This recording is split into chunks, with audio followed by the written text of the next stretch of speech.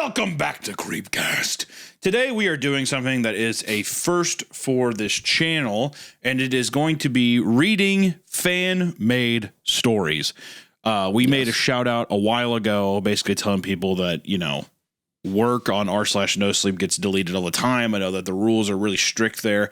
We read a lot from No Sleep. We read creepypastas, but we were like, you know, our subreddit at r/creepcast, we want people to just feel like they can write stuff there. And there's even, you know, there's been a nice big backlog of stuff using the tag, of people using the tag fan-made story. And there's even been, our moderators have collected threads of stories as well. But we were going through today, we were kind of like, you know, we had some ideas of what we wanted to record, but then we started looking at some of the stories here, and we just thought that we would do our own grab bag of viewer stories to see what is the talent in our little pool of listeners here, you know?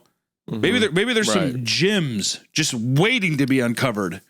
You know, why can't this be the new why can't this be the new No Sleep where, you know, new awesome horror stories are made? And I think it's going to happen.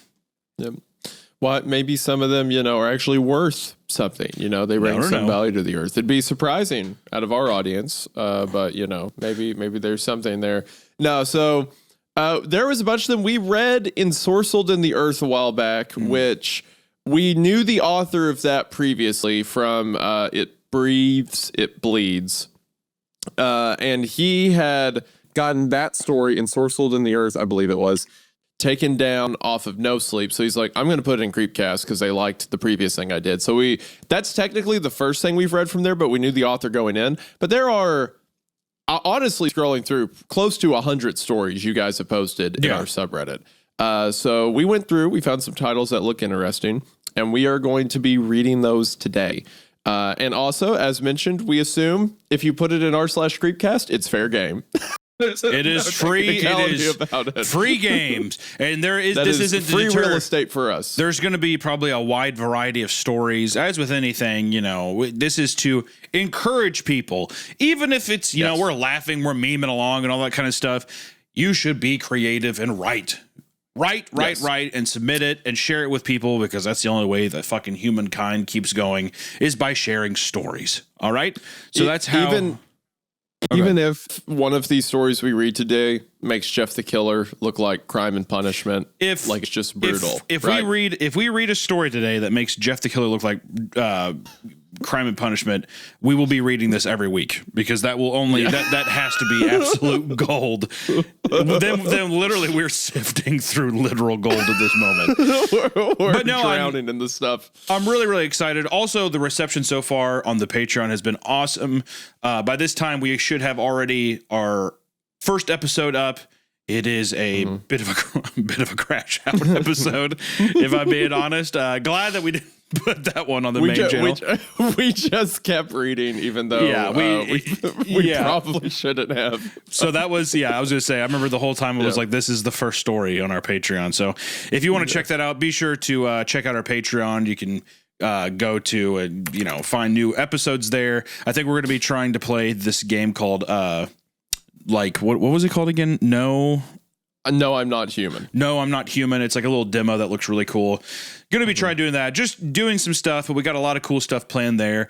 And as always, if you're watching this on YouTube and you're driving or you're heading to work, consider listening on Spotify or Apple Podcasts. It really does help us out. And without further ado, let's get into some of these stories. And I think the first one, when I was scrolling through, there was a lot to unpackage. All right, there's a lot.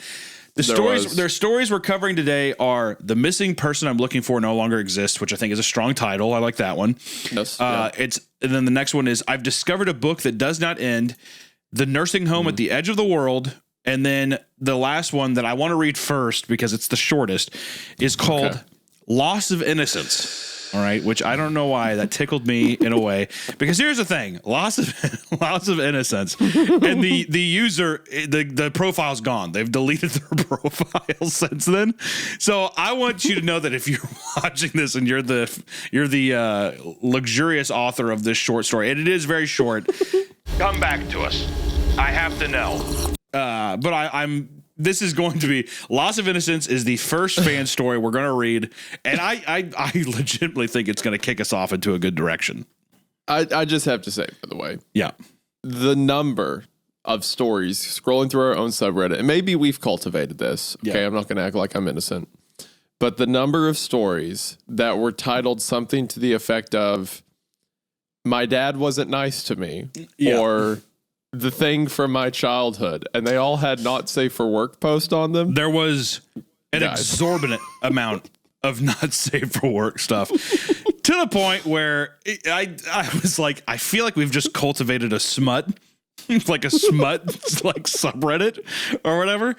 So, here's just a thing to throw out there. Don't write porn on the subreddit, please. And I don't know, try to be scary. I don't know. And, or I'll go further and say, do not write thinly veiled porn. Thinly, they'll never know what this is. Yeah. One barrier of like, oh, but he had glowing eyes. And then just back into the and then just back into immediate heavy back shots. Yeah. That's pretty much what the stories are. Yeah. So I don't know. We'll see. I don't think any of the ones we're reading today have the not safe for work. I don't think we're brave enough to venture there yet. I mean, the title "Loss of Innocence" combined with the deleted account. The loss of innocence with the deleted account made me think that this is, if we're going to start off with something nice and short, we're starting with the literal cherry on top, I think. So, Isaiah, without further ado, why don't you get us into this redacted profiles story? Yeah. So normally I like to be like, oh, this was written by, you could support them here, but this guy's dead.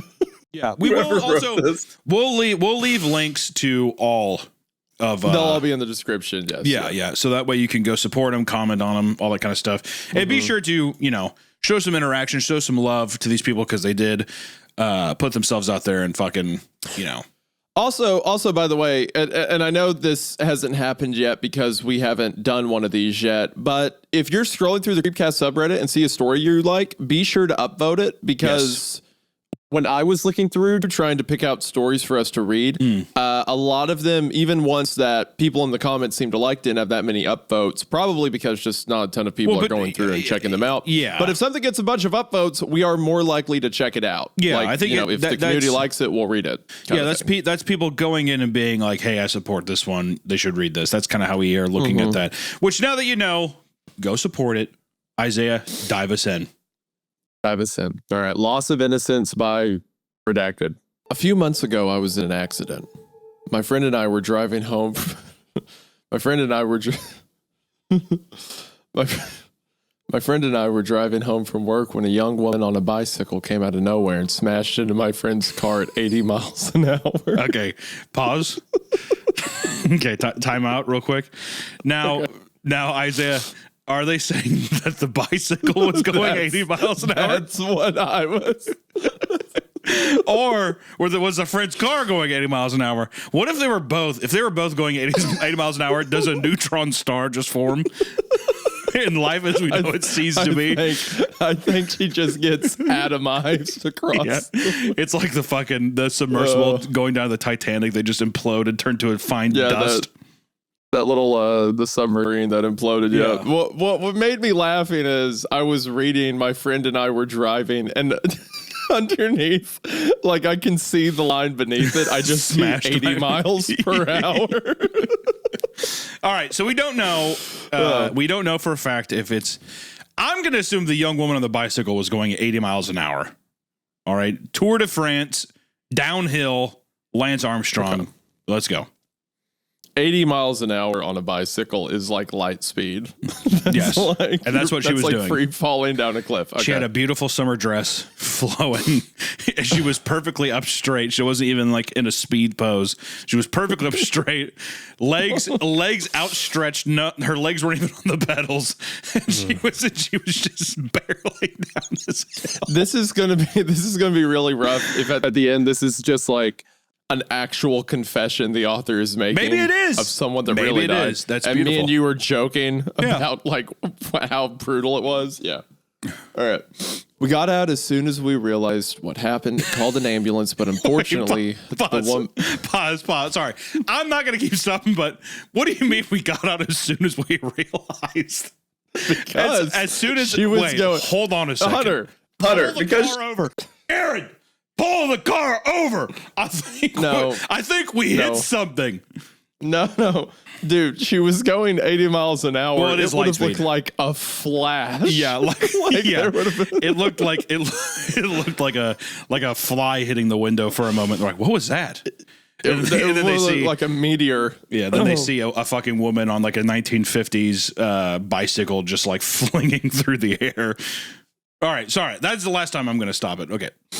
All right. The woman died choking on her own blood at the scene. The investigators analyzed the scene and cleared my friend of any wrongdoing and ruled it a freak accident. My friend wouldn't listen to reason, though. His guilt consumed him entirely ever since. I understood how he felt to an extent, but I couldn't help him accept that it wasn't his fault. He was utterly destroyed by what had happened and felt that he would never be able to be forgiven for what he had done. Over the next few weeks, he got worse and worse. He would often talk about wanting to travel back in time, so he would have never been driving the car that day. Try to convince him that he needed to seek professional help because he needs to accept that it wasn't his fault. He wouldn't listen though, and over the coming weeks, he came to work less and less, and whenever he did come, he looked awful, like he wasn't sleeping. The last time I saw him at work, he told me he wished he never grew up because humans are bound to harm others no matter how hard they try not to as adults. What are you talking about? What are you talking about? I wish I was never fucking born. I wish I was never born because adults are they always harm each other. So I'm a ticking time bomb, Jared. I'm a fucking ticking time bomb. You should kill yourself, Jared, because you're going to hurt someone too. That's what's going to happen is Jared. There's no names in this story. I'm just saying Jared, but Hunter, a woman lost her life.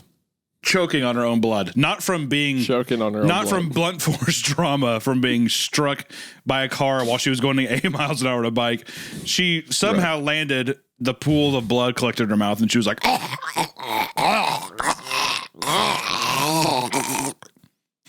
I didn't even see you. I shouldn't have been driving.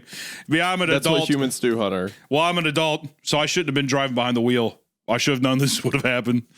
If it wasn't you, to hurt each other. If it wasn't you, I would have driven up on the side of a sidewalk and crushed into another human being because it's my adult urge. Okay, go ahead, sir. I urged him to see a doctor because he was clearly mentally unstable and beating himself up for something out of his control.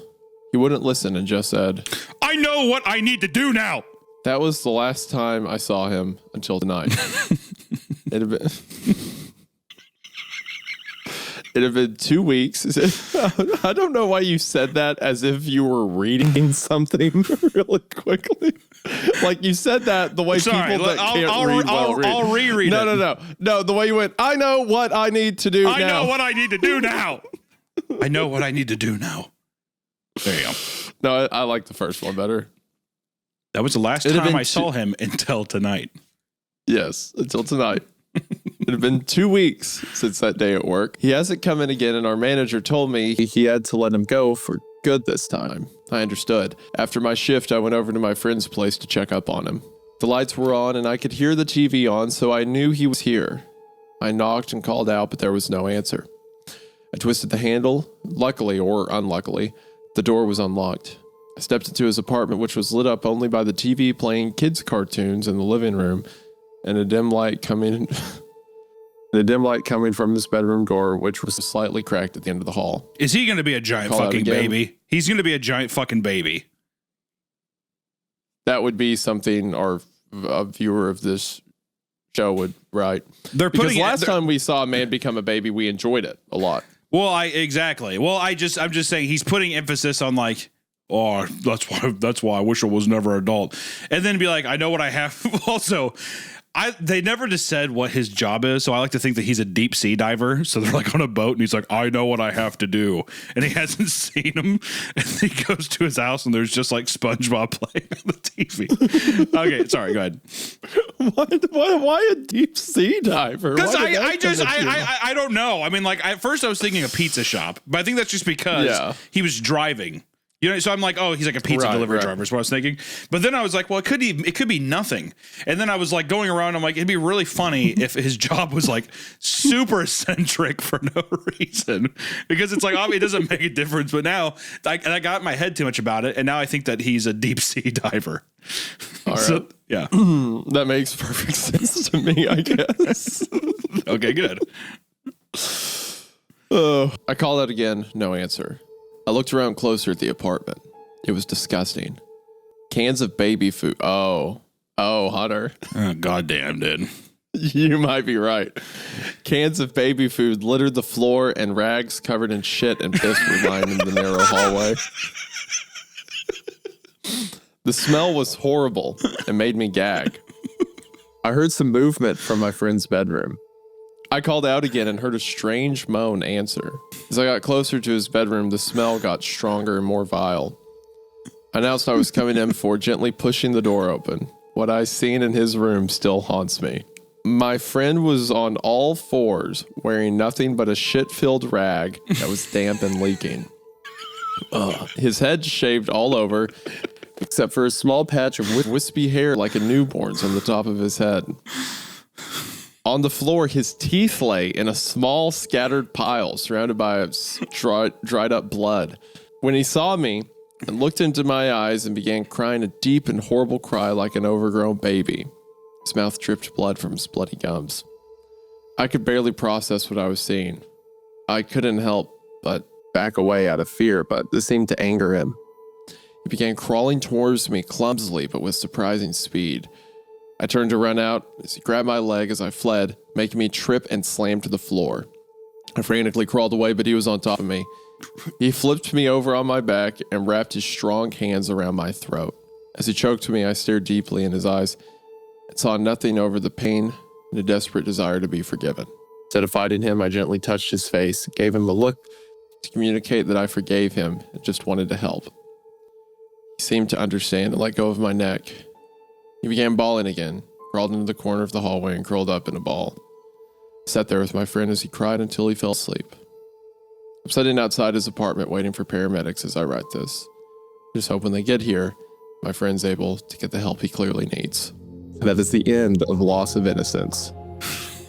Loss of Innocence is such a good title for this story. Okay. I will say, I like the teeth thing. Like he wants to be a baby, so he rips his own teeth out. That's fun. Listen, that's fun. The idea of a guy turning into a baby, which I wonder if the guy wrote this because he was like, my husband's taking our role play too far. Wonder if he thought that was interesting. The idea of a guy like reverting back to a baby is funny. Him colliding into a woman at astronomical speeds being the thing to trigger it is very funny.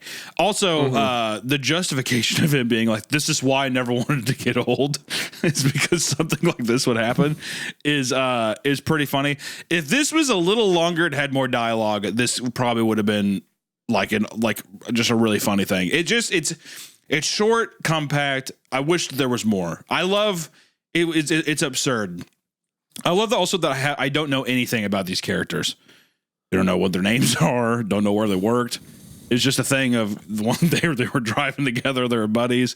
I think they were working, and he basically killed someone. His deep sea diver was like, "You're fired." It's a tragic tale of a deep sea diving man. What'd you think? What did you out of 5 creeps? What would you give Loss of Innocence? 5 creep. I mean, for fun, I'd give it 3.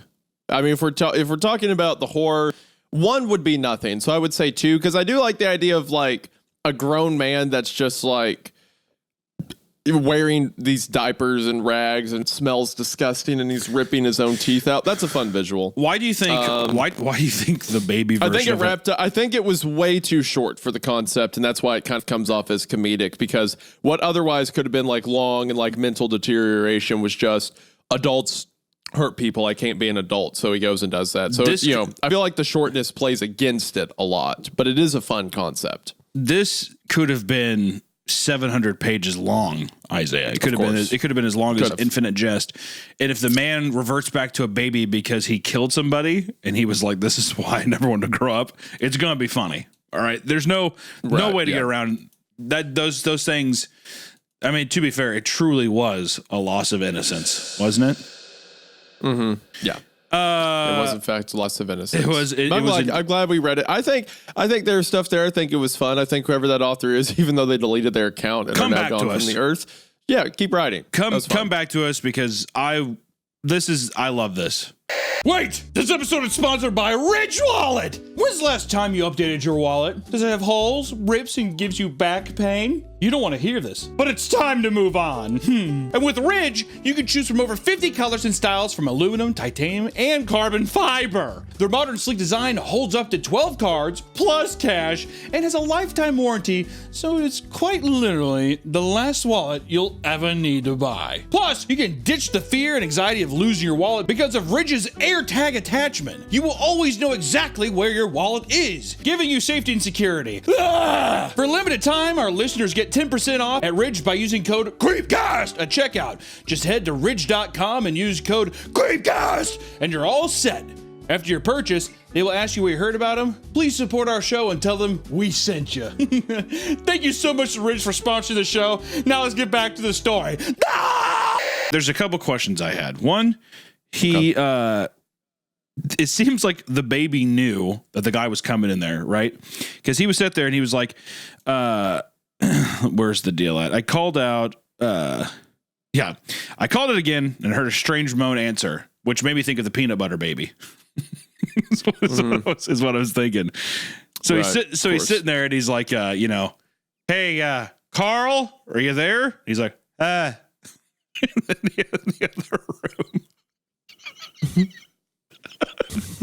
So it's like he knew that he was coming in. So I'm wondering what I'm wondering is why the hell did he strangle this son of a bitch? He gave him a peanut butter baby answer. And I'm like, and he's still mad. What the fuck is up with that? Or is it because the baby choked him? No, that's what I'm saying. The baby gave him the peanut butter baby answer with the strange bone. Right? Carl, are you here? So he knows he's there. So to me, I'm like, is it just the pure loss of innocence that's what made this baby?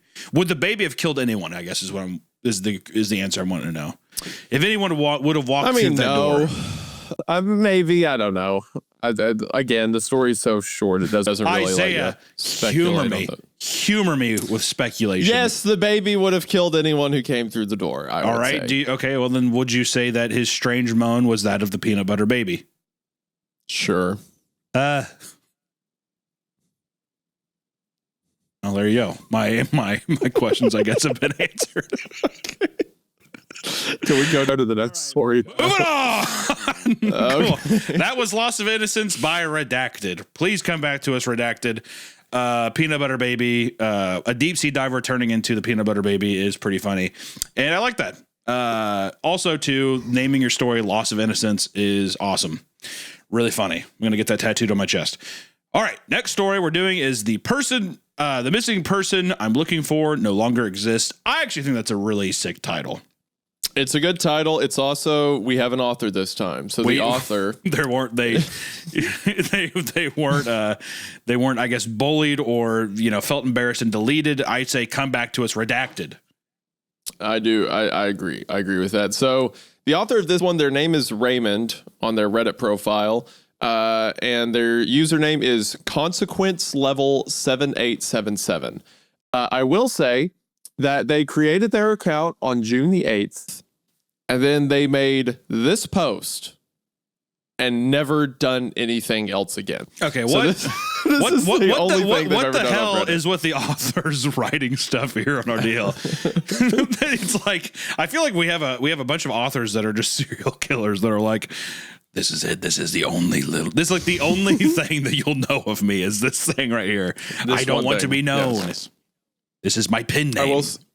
Their Reddit account's cute though. They have like a little guinea pig thing. So maybe they're not a serial killer. Who knows? But this is the only thing they've ever posted. So I guess this will determine everything about them. This is our only understanding of them as a person. So Consequence Level 7877. Hopefully you had no loss of innocence, and hopefully the story is good. Isaiah, let's run it. Let's run it. All right. The missing person I'm looking for no longer exists.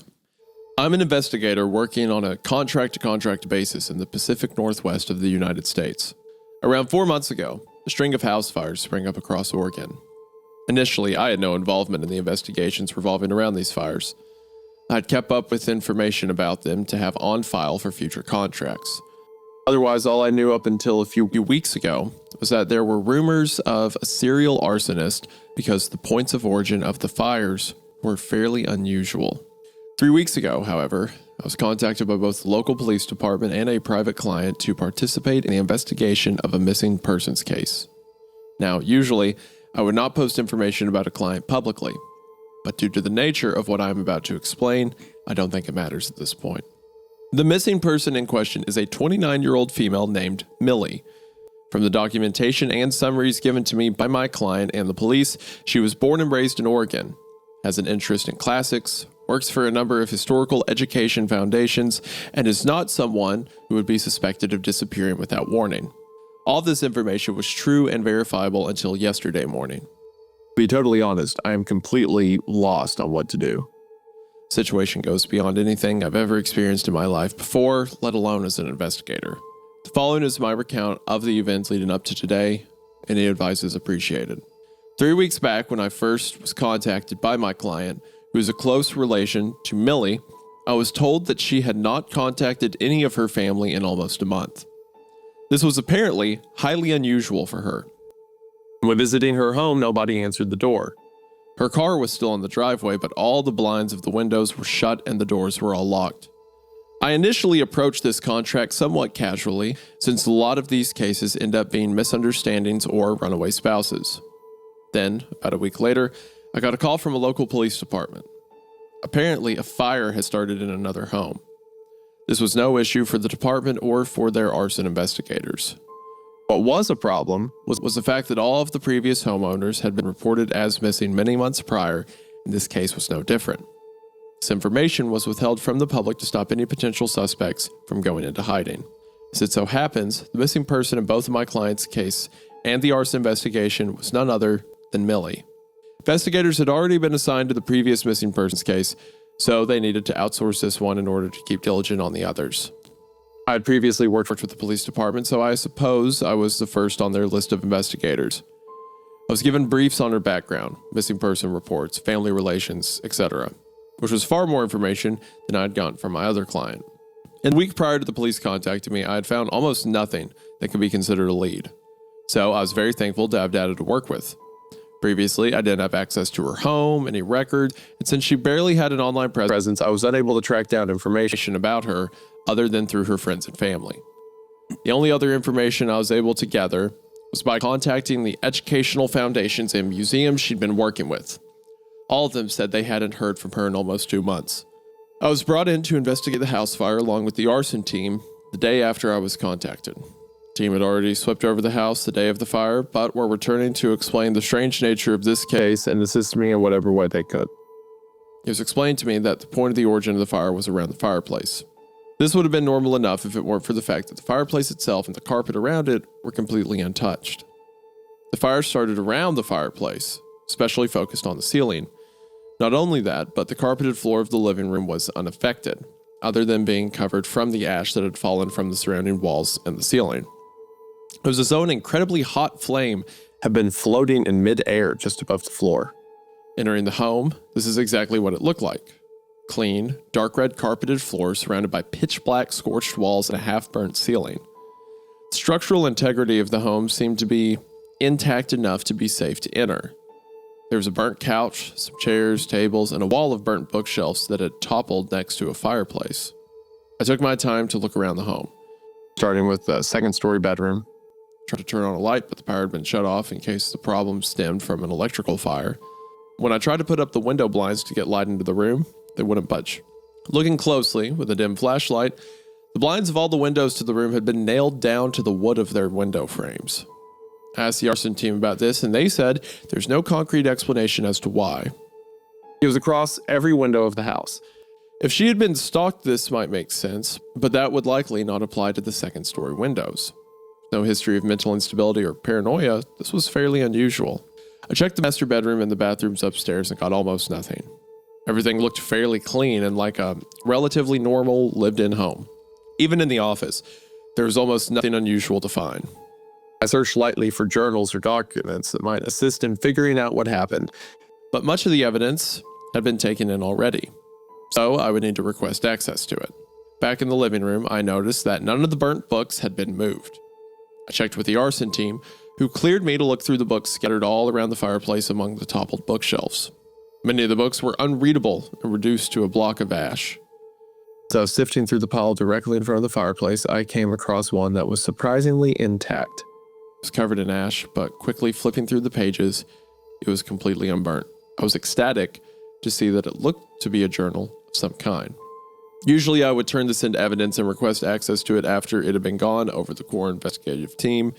My other client had put high urgency on finding Millie, so I instead decided I would do some work with it at home and then Turn it in as evidence the next time I came to Millie's property. so I could bypass the weeks it might take to get access to it. I'll summarize my room-to-room search by saying I found absolutely nothing else in that home that could lead to any potential avenues to explain her disappearance. The only thing out of place was the fire and the blinds being nailed shut. When asking, the department said her passport and more personal documents were all in a fireproof lockbox upstairs. Otherwise, all the potentially useful contents of her office were Really just historical papers and drawings of ancient Greek architecture and mythology. May seem like I am not being very thorough with this search for her, but I cannot stress enough how little information there was to go off of in trying to find her. She was a relatively private, family-oriented history buff who lived by working minor jobs with a large variety of non-profit historical foundations. I checked every source I could find. After getting home late, I set the notebook on my desk. On top of a clean towel, sat down to start reading it, with gloves on.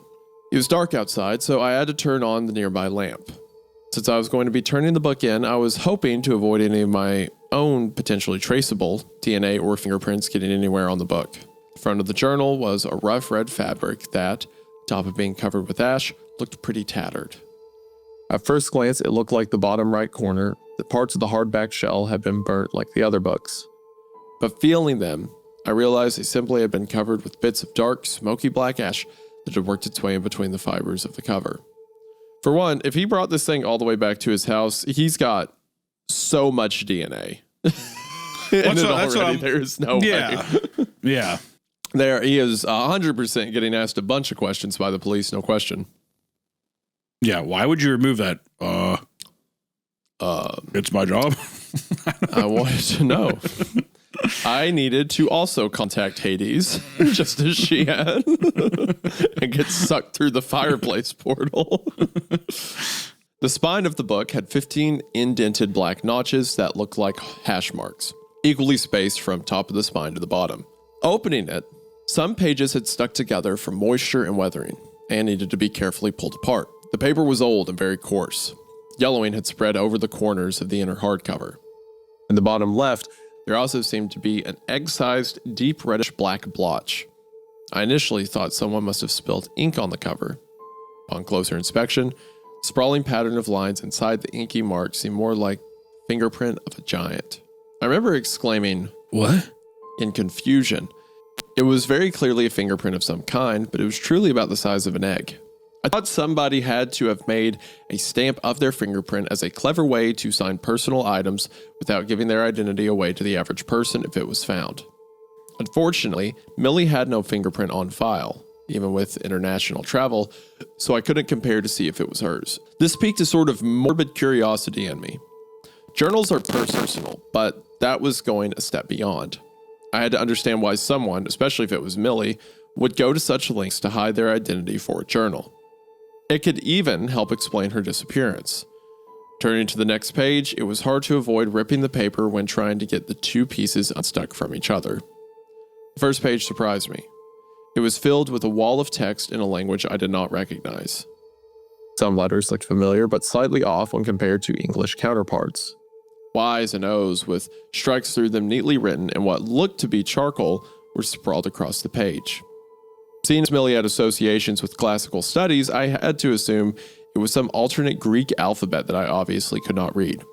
This continued in a few pages until it suddenly cut off midway through on the left side of the third page. On the right-hand page, there looked to be only 2 words written. One was neatly put in the top left corner and was written in ink, and the other was off the side, written in some charcoal as before. The pages following were written semi-sporadically. Some had what looked to be full sentences, others had 1 word in large letters. The writings alternated between the ink and the charcoal, but both looked to be in the same handwriting. After a while, flipping through, I came across a set of pages that were drawings of scenes. These were written in charcoal and had been so badly smudged that I could not tell what they depicted. It looked like an interior of some kind, but all the details were smeared and smudged until incomprehensible. The pages following the drawings were blank. Flipping through, I was scared that was the end of my potential lead. My fears were quelled when, after about 10 pages of flipping, I came across more writing. It was the same script, but looked like a new author, as the writing was smaller and softer than the previous text. Flipping through this was similar. Blocks of text diminishing into smaller text, eventually leading to smudged images in charcoal. I continued to flip through these pages, looking for any semblance of recognizable language until I eventually came across something different. This page looked to be in a new language, something closer to French, written in ink.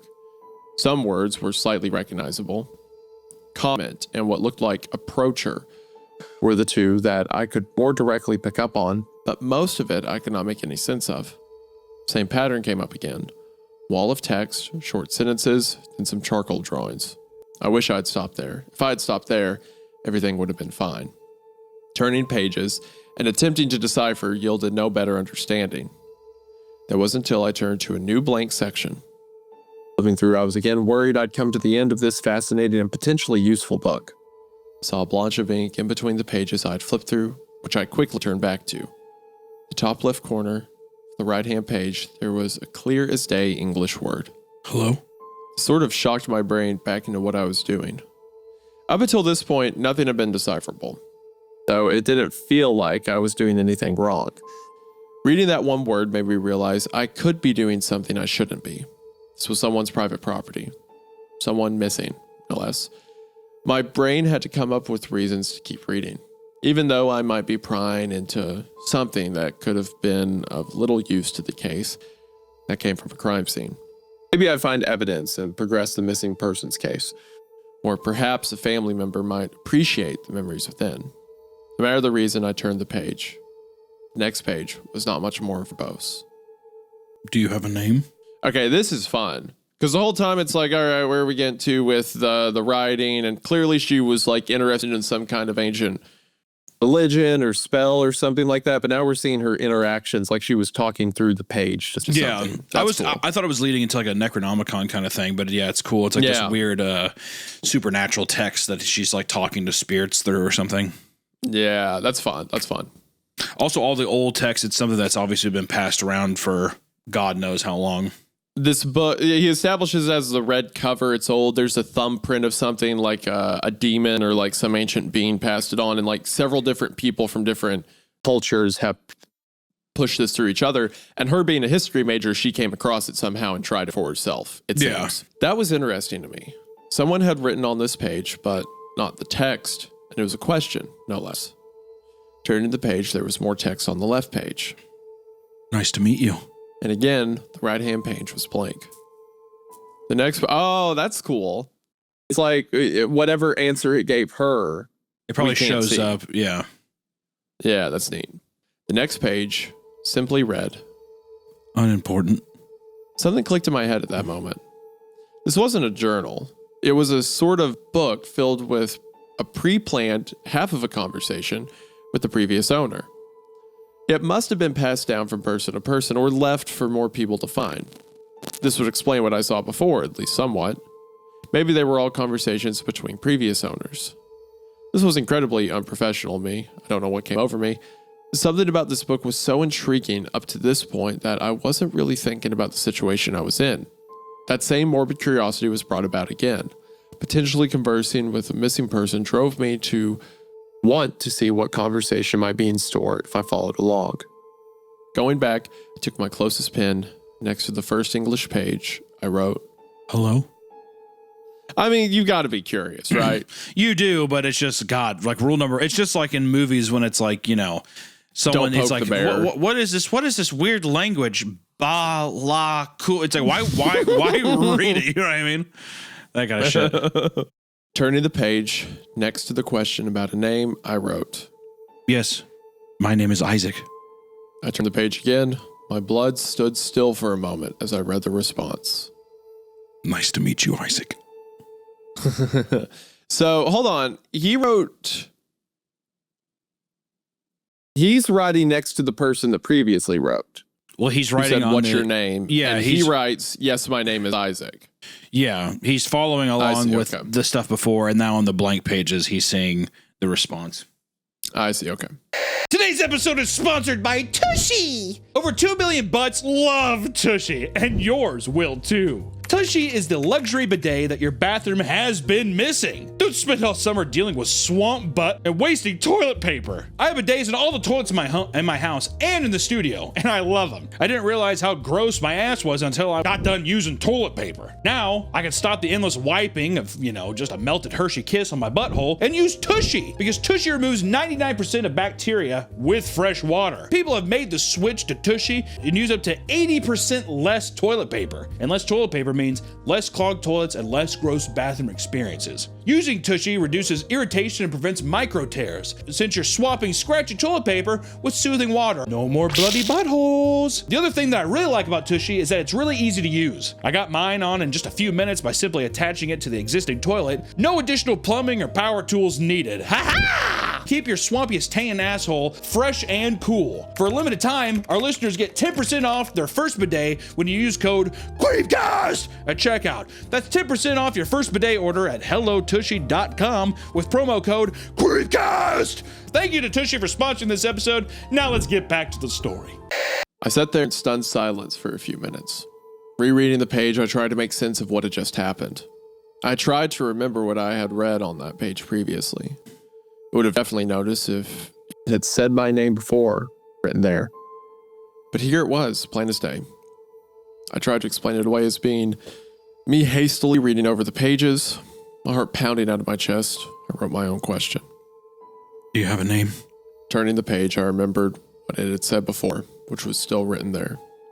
Unimportant. So it knew what he was going to say. No. That wasn't the previous owner.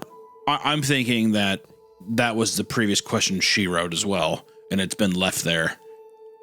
Is what I believe it to be. Where she saw this thing, what's your name? Who are you? And then the thing probably just put unimportant. I see. Okay. Something about this made me slam the book shut. Even though I knew what was written there, even though I had just read it moments ago, I still wrote a question. It had written the answer before I even knew I would ask.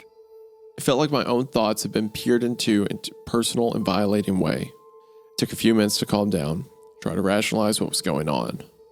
Up until this point, I thought I'd been conversing with Millie. Even the handwriting looked comparable to notes I had seen written by her in her documentation. Nothing could explain what was happening, other than me misremembering what was written. This was a rabbit hole I did not want to go down anymore. After sitting for a few moments, I decided I should just Read on and stop being frightened of something that could be rationally explained. It had to be rationally explained. Isaac was already written there, and I'd missed it. In my hysteria, I had to have unconsciously responded to the answer I'd read on the next page. I opened the book again, flipped back to the page I left on. Oh, you idiot. Flipping forward to check the next page. did nothing to help my paranoia. Where are you? Pushing past my anxiety, I wrote, Hello. Why is your name unimportant? I flipped the next page. That's good. Where's Camille? This settled my stomach a little. This was entirely indirect and seemed completely disconnected from my question. I've been paranoid about nothing. I decided to keep moving with this. I don't know, Camille. Who is she? Turning the page, the next was blank. This surprised me. I thought there would be something written with how this book had been filled up until now, so I turned again. How has your day been? At this point, I was feeling a little less anxious about everything. This was a far simpler and more disconnected from the previous contact.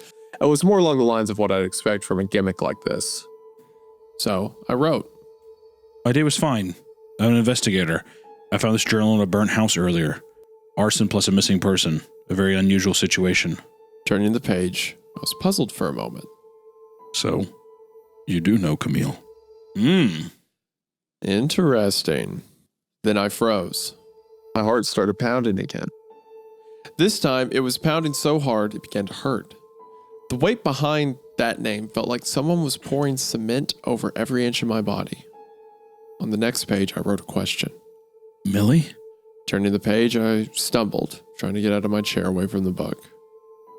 Written on the next page in the top left-hand corner were the following words. A very unusual situation. So yeah, now he's completely convinced that whatever this is on the other side of the book is talking to him. Yeah. Or it's already written the answers and he's asking the questions to whoever wrote in the book knew he would ask in the future or something.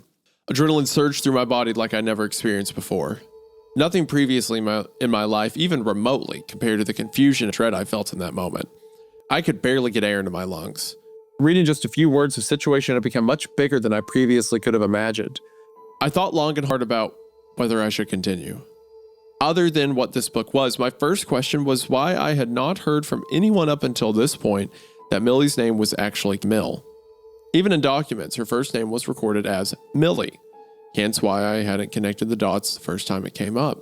I was petrified. Every part of my body was screaming at me to stop this and run, and yet something in the back of my psyche was screaming the opposite, that if I stopped, something horrible would happen, that I needed to approach this very cautiously and leave it very carefully. I sat back down and reread the sentence a few more times, trying to convince myself there was a logical explanation. Unfortunately, this was more direct than any coincidence could explain. I began to run through the possible responses in my mind. somehow I got the feeling that I needed to get back out of this unexpectedly present conversation in a way that did not let on anything about how I was feeling. Lightheaded, I wrote, Where are you from? using all my will to keep my hand from shaking. Somewhere close. I don't like that. That is oddly threatening, isn't it? Yeah, somewhere close. Ooh. It's a funner way than just being like, I'm here with you. Because that feels too, like, somewhere close just feels so oddly threatening. It's like, what do you mean by that? Do you mean somewhere close, like, as opposed compared to Earth, or as compared to my bedroom? It's that just I'm in? vague. Yeah. It's just vague enough to be unsettling. This is a really fun concept, an investigator finding a book that he's talking to effectively. I also like, We clown on stories sometimes for like having their characters be too dramatic in scenarios. Like, I stood up, I jumped, I freaked out and stuff. But I feel like with how grounded the story was in its intro of him being an investigator, I feel like this is a logical, like him jumping up and like pushing himself against the wall and stuff. I feel like that is a thing you would do if you realized a book was talking to you. Well, there's a difference between overacting and simply acting. The story has prepped up this thing now to where the character feels lived in, and then now we're getting to like get these visual representations of his like physical state along with his mental state. Because it's one thing to just be like, I was petrified, but then to be able to explain a character like getting up and pacing around a room, like you can hear his footsteps in your head as you're reading this. You know, those things add to the story and the like kind of bravado and the tension that's happening. You know, because you need to. It's also padding it like it is. It'd be different if it was back to back to back, all these different quotes, but these little descriptors give us a nice breather between them, and it's just building anticipation, which is really fun. Mm-hmm. Something about these words felt more threatening than before. What did Camille say to you before she left? If I could use this situation to help Millie somehow, then maybe something good could come of everything going on. The wrong question. That's fun. That's cool. I shuddered slightly. What did that mean? What constitutes a wrong question? I worried I'd make the same mistake if I asked. Between each response, I had to think deeply about the consequences of what I was asking. I thought it would make sense to ask something completely unrelated to anything that had been mentioned so far. What is the date today? Flipping the page gave a response that ate away at my curiosity again. The next page was filled with what looked to be a series of shapes, to lines being made up of the same characters at the start of the book in a language I did not understand. Buddy, that's the wrong question. That's the wrong question. You ask a question and it's just like, yeah, if you fucking ask a question and then the stupid ass Pokemon that are like weird hieroglyphics, whatever, start floating around, you know you're fucked, dude. Yeah, well, I better ask him something straight up, and he just responds back with like,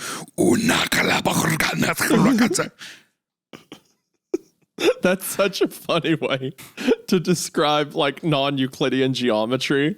Like, oh no, the Pokemon again. You know what? You know which Pokemon I'm talking about? What the fuck were those called? Oregon? Is that what you're talking about? One that's like made up of shapes, the digital one. I thought you were just referring to like the demon was drawing in like ununderstood hieroglyphics and like geometry, and you're like, oh yeah, the Pokemon. No. It's this. Look here, I'm posting it in the. I'll send it to you on. I don't know Pokemon enough to know, but I remember when I was younger, these guys were in there. I'm saying these little motherfuckers. Oh, are those Pokemon? Yeah, the ones that are just shaped. I mean, we'll show a picture, but I don't know what you call those. I don't know what they're fucking called. They do kind of look like that, don't they? That's not a bad guess. Are they just called unknown? They might just be called unknown.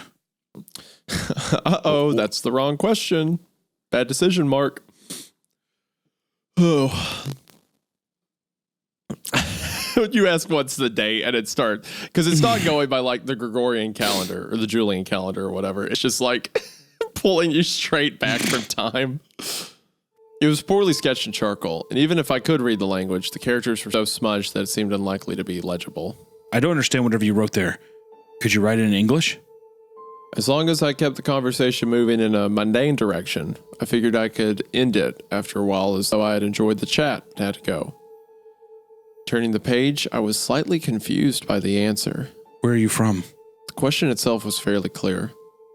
The confusing part was that this response was in my handwriting. What? Weird. It's stealing his handwriting to be like, this is what you're supposed to ask. Is that what it's doing? I'm not sure. I decided to lie. Given whatever this was, any information about myself was definitely not in my best interest. I'm from Europe. What about you? Then I realized I had just effectively asked the same question from earlier. Seeing as asking these questions seemed to agitate it, my anxiety spiked immensely. Turning the page, my breath left my lungs. I know who you are. So earlier, he asked it, where are you from? And it said somewhere near. And he's like, I don't like that. So he tries to take it somewhere else. Then it like copy paste his question again. Where are you from?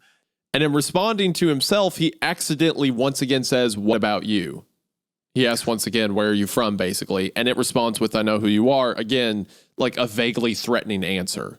Do you think that it's like a version of himself? You know what I mean? Like, is the thing slowly become like, not that it's becoming him, but could he be talking to an alternate reality version of himself or something that's taking the shape of him?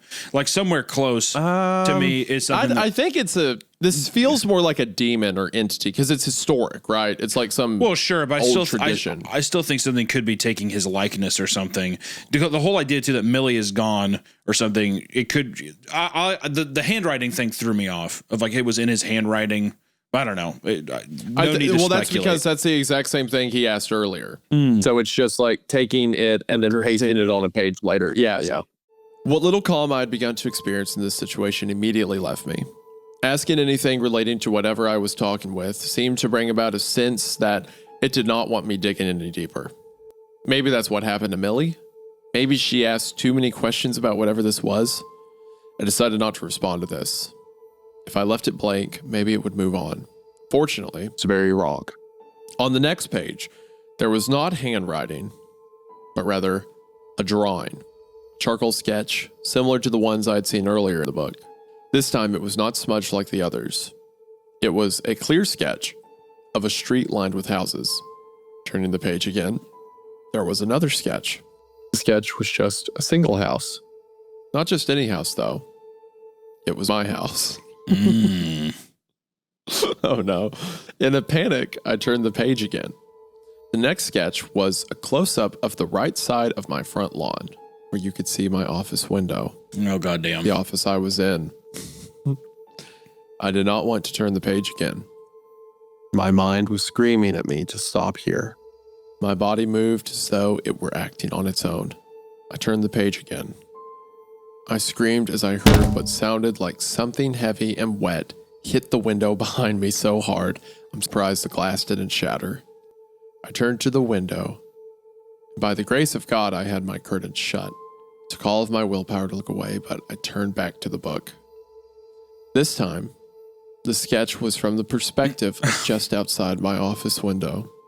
You could clearly see a crude drawing of me, turned towards the reader, as if looking over my shoulder at the window. Something was there, and it could see me. I did not know what to do. At this point, I felt as though my sanity was leaving me. I quietly rolled out of my chair. Some deep, unrecognizable voice within my mind began to call me towards the window. Feeling wasn't just a pull, it was a lustful desire. Like I had to go towards the window, as though it had some untold pleasure ready for me when I got there. I walked towards it slowly, each half of my brain fighting the other so avidly my head began to pound with an indescribable pain. I felt like my mind was going to be torn apart. Once I got to the window, I sat there. The fear had gotten strong enough that I was able to at least stop myself from opening the curtains. Now that I was right in front of the window, I could hear a faint, continuous hum coming from the glass, as though a steady tone was vibrating it. I could also feel a warmth like I never felt before. The only thing I could compare it to would be a combination of as if I had been embraced by my soulmate for the first time and simultaneously had scalding desert sand thrown across the front of my body. Wherever the warmth touched, all at once, pain brought me to my senses. I began to cry. I was so frightened. Tears running down my eyes, I backed away from the window. I backed up, not taking my eyes off it until I got back to my desk. I mustered up the courage to look away, saw that the drawing had changed. It was the same in position, but it depicted me in front of the window as I was just moments ago. I don't know what struck my instincts into action, but after a moment of contemplation, I took the left-hand page and turned back to the previous page. As I did so, I heard the hum die away and the tingling, painful warmth fade. I dared not turn to look. Instead, I continued to turn back the pages. One by one, I watched the sketches zoom further from my house until I got to a page with text. It was not the page that was there originally. Where are you? This was written across both pages in large, sprawling charcoal text. At this point, I had determined that, by continuing, I would be in more danger than anything that could happen to me if I closed the book. So I did just that. I closed it. Immediately, the headache, anxiety, and adrenaline that had been pumping through every vein in my body disappeared. My body relaxed as though it knew it had just narrowly escaped some unknown horror. I waited in my chair, silently, watching the windows and doors of my room for what I have to assume was hours. Because by the time I left my room, it was light again outside. I very cautiously wrapped the book in the towel I had set under it earlier, headed to my front door. After stepping outside, nervously approached the window to my office to see what was there. On the window, there was what looked to be dried, dark, chunky blood and burnt skin left behind from whatever was pressed against it. It resembled the imprint of a face with skin hanging off of it, pressed up against the glass. Sagging and misshapen. Just thinking about what would have happened if I'd opened that window made me feel ill. I had a shovel in my car already, which is an unfortunate necessity in more unsavory missing persons cases. I drove for a very, very long time. Strangely, I encountered nothing strange the whole time. I drove from the town I was in to one of the deepest rural hikes I know in Oregon. I spent an hour digging a deep hole, my heart racing the entire time, and I buried the book there. Now, some of you might be wondering why I didn't just burn the book. I have a good reason. Under what circumstances had Millie gone missing? What string of events preceded her disappearance? A string of fires and a string of disappearances. I believe I'm not the first one to have this experience. I fear that if I try to burn the book, I will become another missing persons case. I instead successfully buried that book somewhere nobody will ever find it, and I do not plan on trying to remember where I chose. This wasn't already strange enough. Just yesterday, some new information came to light. I tried continuing to find Millie, despite all that had happened. This is a human being we're talking about. I tried to set the past few weeks without involving myself any further. I just couldn't sit knowing she could be alive somewhere, along with the rest of those people. So I decided to involve myself in the case again, even without the book, yesterday morning. When I called the police department, however, I was shocked to learn that nobody knew what I was talking about. There's no missing persons case. In fact, there were no missing person cases at all. I was told the fires had been in vacant houses and were determined to be electrical issues across the board. Even stranger still, I called the private client who was supposedly close family to Millie. They asked how I got their number, and even worse, stated that their younger sister, Camille, had died at a very young age from an illness. They went as far as to hang up on me when I tried to ask further. I don't know what's going on. If anyone has any advice, I'll take it. I don't believe Millie died as a young girl, and I believe she and others might still be suffering somewhere out there. Something about the warmth keeps replaying in my dreams. The lust and pain I felt just being near whatever that thing was at the window can only lead me to wonder what horrible experiences they might be going through right now. Like a twisted version of being drowned after following a siren's call. For now, though, I'm going to sleep. I'm done with journals, and I'm hoping I can put all of this behind me. Man, bravo. That was awesome. That was great. Wow. What a great story. First off, too, well, let's get into question time. Do you think that the whatever entity this was, could that have been Millie on the other side of some sort? No, I think what it is there is a demon or some. It said she was reading like old Greek mythology, so like some ancient demon or god or whatever that's tied to this book that you can communicate with. There might actually, I'm not that familiar with Greek mythology. There might be a like myth in Greek tradition about like something you talk through a book, for all I know.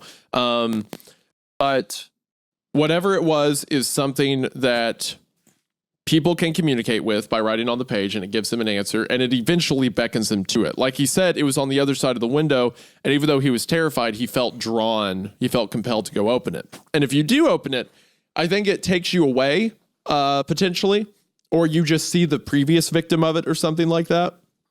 And it erases you from history. That would also explain why all of the answers are like erased. Like in the same way, everyone who's interacted with it's gone, and there was a string of house fires. So perhaps, as he implies at the end, people tried to burn it, and then instead everything around it burned besides the book, and maybe the person burned with it. But it seems that whoever interacts with it is ripped out of history, and that's why I don't know why he would have got the name Millie wrong. Maybe Millie is like well, I thought that Millie was the thing that was a part of. Well, he said that was the name that was on the report. Yeah. And then Camille was the actual name, but he's like, I never thought to connect them because on the actual report, Millie was the one written. If that's what you mean. Yeah, I wonder what that could mean. Maybe Millie is like the name the demon uses or something like that, and it just picked him to be its next victim. And then the reason it was asking about Camille is Camille was the last person in line who had the book. Yeah, he's speaking to some ancient entity. Well, I think Camille is Millie. Well, it is, but I'm saying, like, why would it use the name Millie if every other instance its name's Camille? Because he sees that, like, Millie is the name of, like, oh, this is the missing person, but he says it's on all the official documentation. But then after this experience with the book's over, they don't know a Millie, they know a Camille. It seems that Millie was just an alias for some reason that was written on everything. Oh, yeah. So I don't know where that connection comes from, but the story did a lot of really good things. One thing it did very well was I think it set up a very fun, like I like the idea of like an arson, like a guy basically trying to solve a mystery case and this weird arson, basically like this weird arson case where he finds this book. It's very weird. He kind of takes it even though he shouldn't. And then he is tempted by it the same way that all the other victims have. It also does a good job by like, because in movies, people do dumb things because that's conflict and you need conflict for story. If there is no conflict, there is no story. So that's why people do it. But I do think for like a Reddit post horror story where someone's like talking to us as if it's like an r/no sleep, it's fun that the guy rejects that like temptation at the end. Like it's a very satisfying thing for the character to be smart. But I think the most effective thing the story did was building anticipation, in just so many great ways, like pacing around. It really took its time with all of the things because it had a new fun way of like basically combining like that fucking book and Harry Potter mixed with like a Necronomicon. Like it kind of like had like, it's a new fun take on that, onto this like kind of stereotypical trope of like evil book with, ancient text in it that summons an evil spirit of some kind. I think that it played with that really well, but also too, just like the subtlety of how it was, it didn't go overboard on like, cause the creature could have said something like, the creature, the thing could have like, been saying all this horrible shit or like horrifying stuff, but it was all very subtle and simple. And that within itself somewhere nearby. And that it built that dread. And then the charcoal drawing was really fun too. Of like, you like see these sketches being made of someone outside your house and stuff. Just a lot of fun. Like I really, really enjoyed this one, man. And I think too, great length. Like it wasn't too short. It wasn't too long. Yeah. It was just this nice, solid story. And I lost a little of my innocence in it as well. So I think that's fantastic. Okay, I'm glad that you're still incorporating that title. Love Loss of Innocence. Love it. That was awesome, though. We'll be sure, like I said, we have all the stories in the description of this as well, but that was a fucking awesome story. That was very well done. Raymond, come back. That was your only post ever. Keep doing that. Keep writing, Raymond. We miss you. We need you. Consequence level 7877. The next story is by Only a Blur, and it's called I've Discovered a Book That Does Not End. 2 book stories. 2 book stories. I'll also say, so go ahead. Well, to be fair, we did not know that the missing person story was going to be primarily a book story, but here we are. Yes, that was convenient. So the author, Only a Blur, goes by Brandon, and they post in r/Creepcast a lot.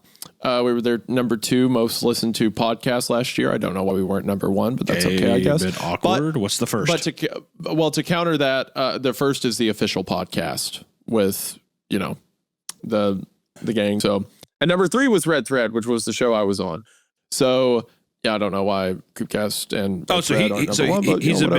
he's a big fan of yours then. It seems, yeah. So he bought our merch. He bought the last Creepcast drop, according to this picture of him. He posted in r/Creepcast a lot, so he seems to be a fan. And he also posts r/BoJack Horseman, so, peak recognized. Very cool. Very cool of you. So it seems he started writing this previous year. So he started posting in r/Creepcast, and then after that, he started posting short stories. He's posted a couple to No Sleep and r/Horror Stories. One called The Regular at My Bar Won't Stop Coming In. And he also posted that one to Creepcast as well. That one seems to be doing well, but the one we're reading, I Discovered a Book That Does Not End. It seems he posted to No Sleep, and then it got taken off of No Sleep. So, classic No Sleep fashion. So we are going to be reading. So after that one got deleted from No Sleep, he then posted his stories over to r/Creepcast. And so now the story we're reading today was taken off of No Sleep, probably because it, doesn't. It gives like the full name of a fictional character or something like that. So, but yes, posted by Brandon only a month ago. So it seems that he's got a thing for writing, getting into it. So hopefully, I love this is good, and we don't make too much fun of it, and you continue writing. I love it. Nice new author. Let's see what he has here, dude. Also, I want to say that I like the name of the title. It's a nice hook. So let's see if the hook has a little bit of bait on it for Daddy. Yeah, well, I didn't like the way that you worded that follow-up. I didn't like it. It was unpleasant after it. I think calling fans of the show or referring to yourself as Daddy when talking to them seems a little. Okay, well, I meant that was a bit. I didn't mean to. That was a bit of an overstep. I'm sorry. Okay, well, as long as you know that. All right. I've Discovered a Book That Does Not End by Brandon, also known as Only a Blur. Most of my life, I have been considered a bookworm by the people around me in my life. Always loved reading ever since my 11th grade English teacher assigned us to read Blood Meridian by Cormac McCarthy. Okay. All right. Well, I feel like I'm... All right. I wonder if he's a fan of yours. Well, I've talked multiple times that my 11th grade English teacher assigned The Road by Cormac McCarthy. Did you see I've given that story multiple times, and I know for a fact that English teacher was not assigning Blood Meridian. That's for sure. I like the. Did you? I saw you responded to that tweet that was like, Yeah, I mean, it's not that I dislike Wendigoon, but I hate that this character's like a creepy, he's like a what is it, a creepypasta character. Yeah, he's like a creepy people treat Judge like Holden, whatever. Character. Yeah. As if that's your fault in any way or whatever. So that's kind of not to go on too much of a tangent, but I almost see both sides of it, because has there ever been something you've been really nichely interested in that gets popular really quick and the tone around it kind of changes, you know? Yeah. Well, I think, like, to be fair, because you used that image, right? That was kind of a popular image, but I just think that it's the just image of Judge Holden, you mean? Like that picture of the him? painting. Yeah, like I used that in painting. the video. Yeah. So, like, that's also just a prime meme kind of image. You know what I mean? Like, it almost, I don't know. Like, you have an image like that, it's going to take shape and it's going to, like, breed new life, especially because your video that's did so well too. So, like, it's less about even people understanding and more so that it's just a great, simple image that you can, like, kind of repurpose, because it's not that it's too detailed. You can kind of, like, redraw it. You know, it's almost like fucking when, what is it? Pepe the Frog got taken over. Yeah. It just evolves and transforms into whatever the fuck people are going to run with it, you know? So yeah. And I think there's a balance with it, because, like, for Judge Holden's a good example. So a lot of people maybe seen that image before and stuff like that, but they hadn't, and maybe they heard of Blood Meridian, but they weren't familiar with the story. They weren't familiar with the concepts. And I read the book, really liked it, wanted to talk about it. So I talk about it, and I don't think I'm the sole reason that Blood Meridian got more popular online. I think Cormac McCarthy's death also led to a bunch of people checking it out and stuff like that. But I certainly was a piece in the puzzle of Blood Meridian gaining popularity. Or at least in online spaces. It was obviously a popular book beforehand. Just a lot of, younger audiences weren't familiar with it. Sure. And I think when that happened, a lot of people kind of started to perceive it the way they do other stories, like, oh, creepy character, heavy, intense moments, all the, kind of like dramatic, bloody moments from the book. And they started to kind of not dumb down, but summarize a lot of Judge Holden's actions as big, scary, evil man in the Old West, right? And versus because being a representation of, greed and all that other kind of shit that's commenting on. When you read Blood Meridian, it's almost like Judge Holden is a spirit of sort. I mean, obviously he's real in the book, but the way it's described is you have this bloody gang of like headhunters, and there's this one figure in them that completely stands in contrast of everything else in the desert. Like, there are all these, the book goes to great lengths to describe how hairy and like dirty the guys are, but he's pristine and hairless, towering above the rest of them. It's almost like having the Grim Reaper in camp with you.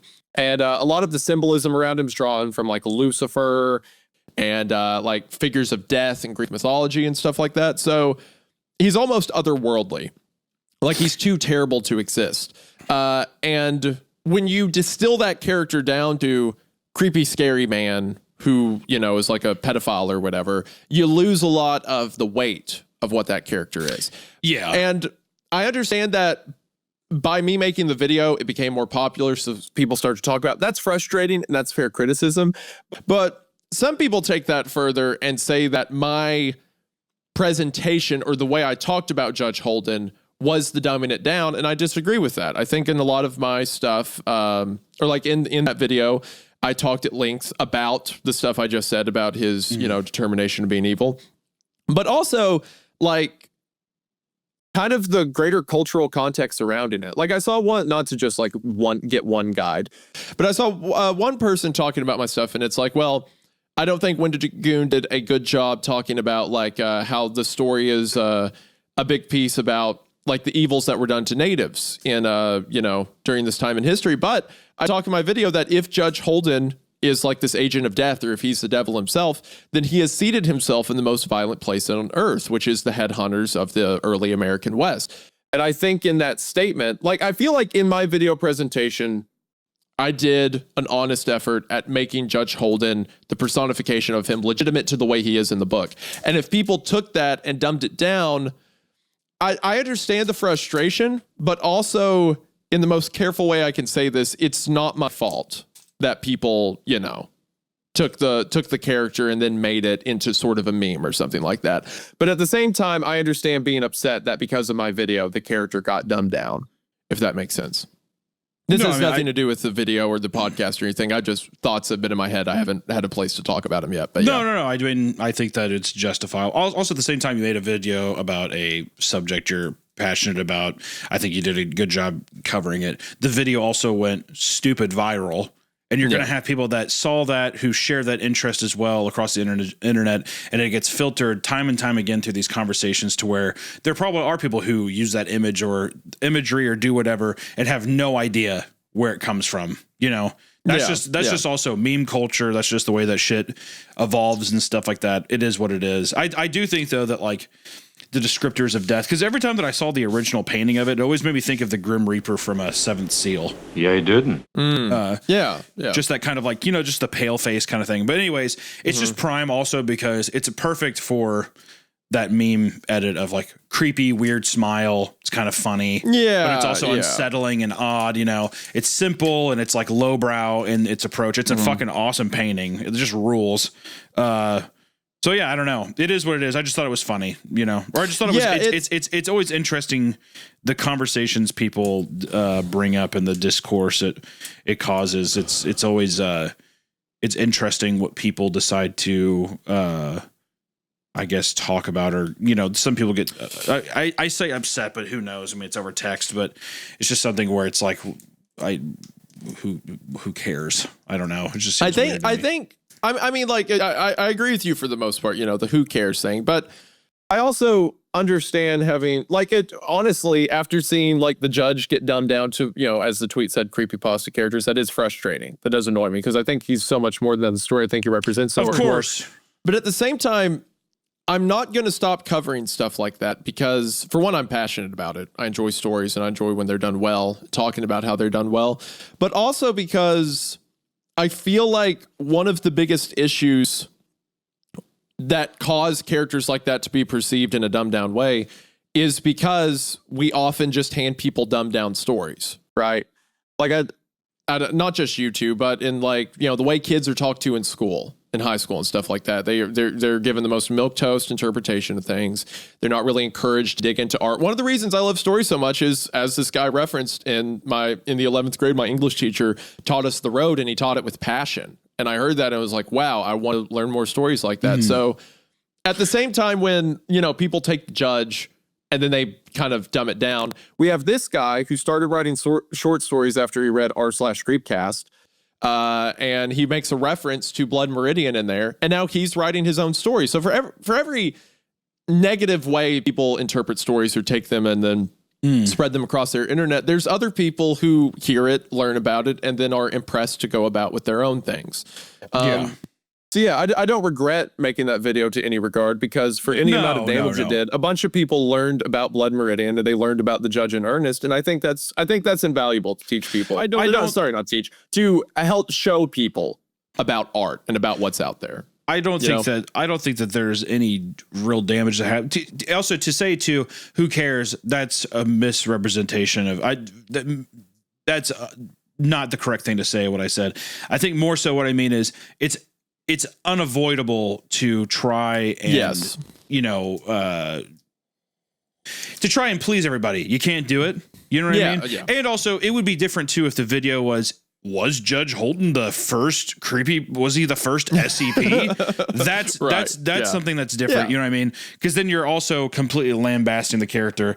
I guess that's what I mean is like, if somebody, you can't help it. It is what it is. Yeah. You know, also too, I think people go in with things, and I think that people go in guns blazing because they're just like, it's also very much, that's also why I mean, keep this or not, I fucking hate Twitter because it's nothing but hive mind, tweet bullshit where there's no discussion. It's people just being like, I'm pissed. Are you pissed too? And it's that, you know? So it is what it is. Yeah. Anyways, I mean, we have a story. Yeah, we have a story. Sorry, I didn't mean to get so sidetracked with it, but you know. I think it's fascinating hearing it come from that person, because a lot of things that you do have a cultural online impact and stuff. And I do think that, like, you know, if there's one thing that's to be said, even with these fan-made stories, is getting people excited about things and having interest in stuff. So much of what people decide to do with their time is be pissed off or demean shit, which I'm no better. You know, I definitely am a fucking little annoying rat when it comes to things, but all you can do is be excited about stuff and try to contribute back in some meaningful way. And that's like the best thing. Yeah. Most positive thing you can do with your time versus dwelling on why things are different or popular for some reason. You know, it's just like, if you just don't like something, move on. And if you love something, contribute to it and like try to be a part of the conversation. Yeah. Yeah. That's well said. And I think like this guy here, this is really encouraging because, you know, you tell 100 people about something, 50 people are going to take it the wrong way. 50 people take it the right way. I think it's worth telling 100 for the 50 that take it the right way is my outlook. But like, we got this guy here, Only a Blur, Brandon. I scrolled through because I was trying to find, you know, what all he's written. He's had a Reddit account for years. And then he's never posted any stories he's written. And then he starts posting an r/Creepcast, and then he writes 2 stories in the past couple months. To me, that is worth 100 people dumbing down a character, right? That maybe this one guy started listening to the podcast or listening to our channels and was like, I want to start telling stories. That's worth all the other junk that comes with it, right? That's encouraging. It's really cool to see. And then in the first part, there's what I assume to be kind of a reference towards myself. That means a lot. Makes me feel good. I'm glad, man. So anyway, with the story. Do you just want to start from the top? Yeah, I'll just start from the top. Most of my life, I've been considered a bookworm by the people around me in my life. I've always loved reading ever since my 11th grade English teacher assigned us to read Blood Meridian by Cormac McCarthy. That novel opened my eyes not only to how powerful stories are and their impact on human emotion, but also the depravity of human beings, their unrelenting nature. After an experience like that, I was hooked. I would search through bookstores, libraries, garage, and estate sales. Wherever there was a book to be found, I was at the foreground. Once I had exhausted all of those means to find new and exciting reads, I turned to the internet. I have a fascination with banned and lost books. Something about the mystery surrounding them excites me and makes me want to consume them. About 3 months ago, I came across a listing on some secondhand book website for a novel titled World's History from Beginning to End. This immediately piqued my interest because I noticed there was no author listed, which is not unusual when authors want to remain anonymous.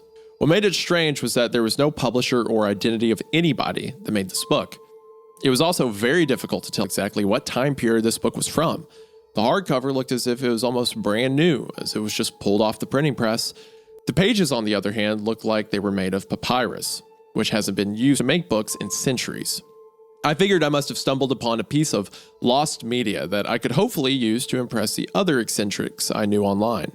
I messaged the lister immediately, asking if it was still available for sale. They responded about 10 minutes later with a location pin about 250 miles away from where I was. I asked if we could meet halfway, but they just sent the same pin. Knowing how these sellers usually are, they won't budge when they have a meeting place set in stone. Picking up the book was uneventful. Drove to the guy's place, parked right outside his modest middle-class home in the suburbs, sent him a message, letting him know I was there. He sent it back, saying the book was in the mailbox and I have to leave the money in there. Aside from feeling like I was buying weed in high school again, I didn't have any off feelings about the interaction. When I got home, it was nearly 11:30 at night, and I put the book on my nightstand and fell asleep. Once I woke up the next morning, the first thing I did was crack that book open and begin reading. The novel was not as long as I had imagined for a full history of the world, only about 800 pages from looking at it. The first chapter opened up on a singularity and a vastless space of emptiness seeking growth. Over the next 50 pages, it discussed the beginning of our universe through the Big Bang. The second chapter was around 30 pages and talked about how organisms began to attach themselves to Earth, creating a multitude of different species. After a few more chapters, I learned about the dinosaurs, evolution of man, the Stone Ages, and evolution of tools, development in language, art, culture. Now I was about 600 pages in. We have not even broken into the first empires of the world. At the 10th chapter, and about 720 pages into the book, it finally began discussing the start of civilization in Mesopotamia. Once I read through that, I was nearly at the end of the novel with only an initial history of the world. I thought the book might be part of a series, but since I couldn't even find a trace of this book anywhere, I doubt I'd find others. The final page of the novel was on page 817, and ended with a chapter talking about the rise of the Babylonian Empire. As I flipped the final page to see the back cover, I was surprised to see a new page, a new chapter title on it, Persian and Roman Empires. I was shocked that they would add just one page of another chapter at the end of the book, but I read it anyway. Once I flipped that page, another one was after it. I swear I did not see or feel another page on the other side of the one I had just read. This kept going for the next 11 hours. Every time I would flip a page, a new one would be there in its place to continue the story. Although the book seemed to go on indefinitely, the size of the book never changed. After all that time, I had made it to around the year 1997 With the death of Princess Diana. It was nearly 3 a.m. at this point, and I had to process to some degree what I was experiencing, so I did my best to go to sleep. All night, I could not stop thinking about the seemingly unending book. Was it an optical illusion? Was I somehow miscounting the pages? I had to figure out what was going on. That's funny to imagine a guy who He's literally at the back of the book and new pages keep coming and he's like, oh, must have missed that one. Oh, yeah, must have missed that one. It's very like goosebumpy, isn't it? It's just like this thing also the compelling nature of being like, well, I guess I'll just keep reading because it is an anomaly. You know, it is because the size of the book never changing, but you still keep flipping and there's more pages. That would be such a weird mind fuck, but it almost seems like he's like hypnotized in some weird way to keep reading and keep continuing into this like weird fucking never ending book. Yeah. Yeah. It's also threatening how it's like beginning to end. I waited for the sun to rise before I began reading again. Every new chapter at this point spanned over 100 pages each and only depicted about 6 months to a year of history at a time. After another 9 hours of reading, I made it to modern day. They were discussing various airplane crashes that happened in D.C., Philadelphia, and Scottsdale.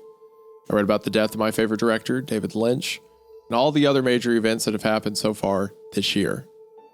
I don't know how a book can be published mere hours after these events were being discussed. I kept turning the pages and kept reading when I realized it had listed an event that happened yesterday.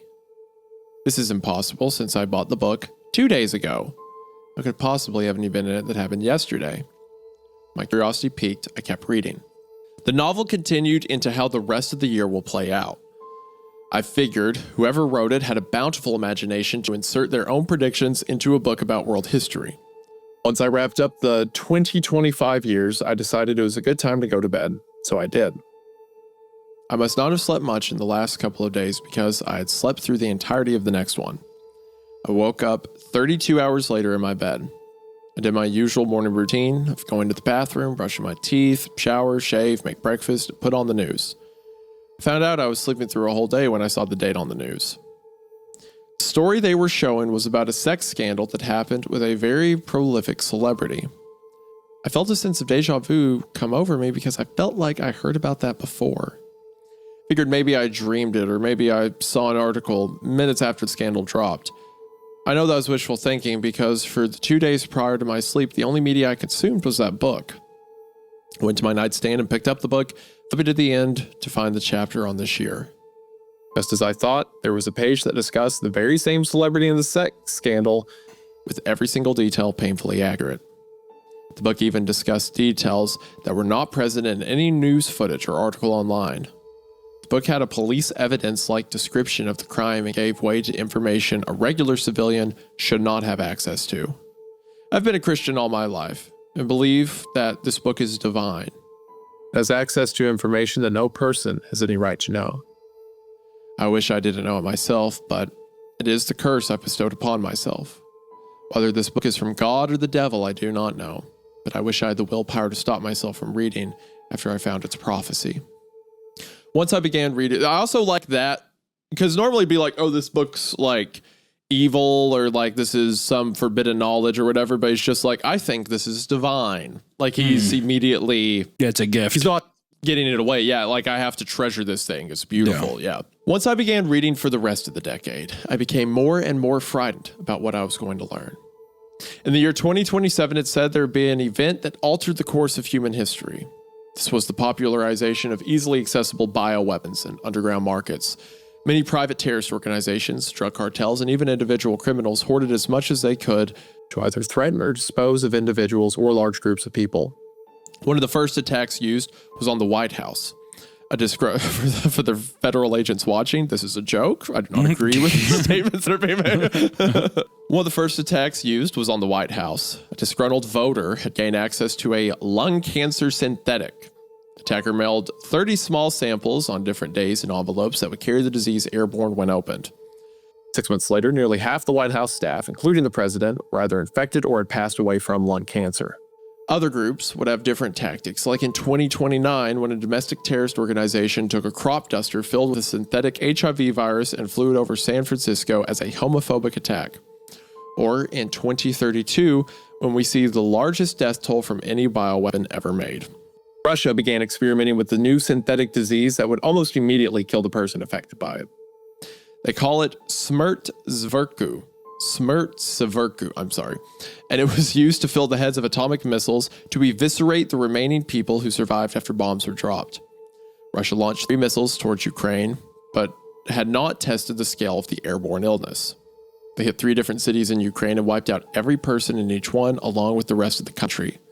Russia had not foreseen that the virus would spread so wide enough to destroy every person in the southern region of both Belarus and Russia.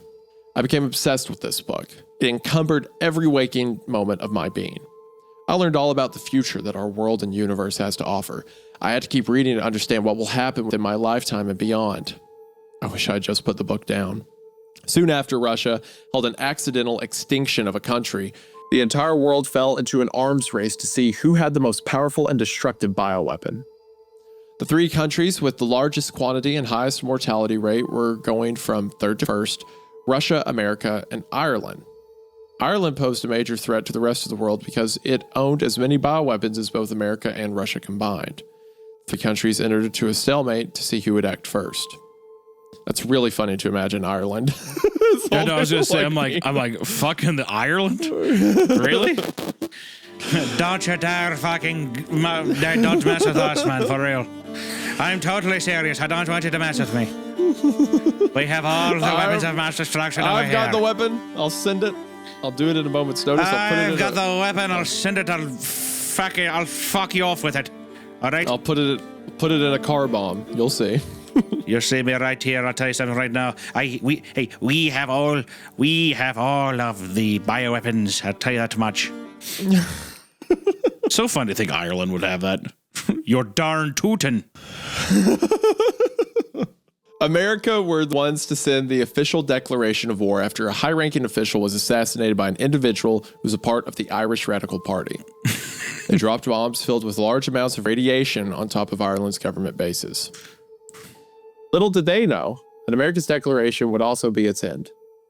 The bombs were targeted at where the highest concentration of Ireland's bioweapons were to eliminate them from the arms race entirely.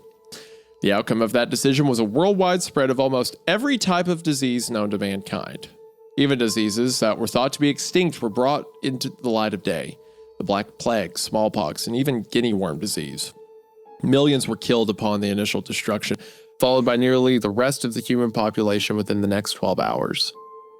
Months and years go by without anything eventful taking place, just small segments for each chapter discussing how the terrain of the world was changed and the various mutated creatures that rose because of it.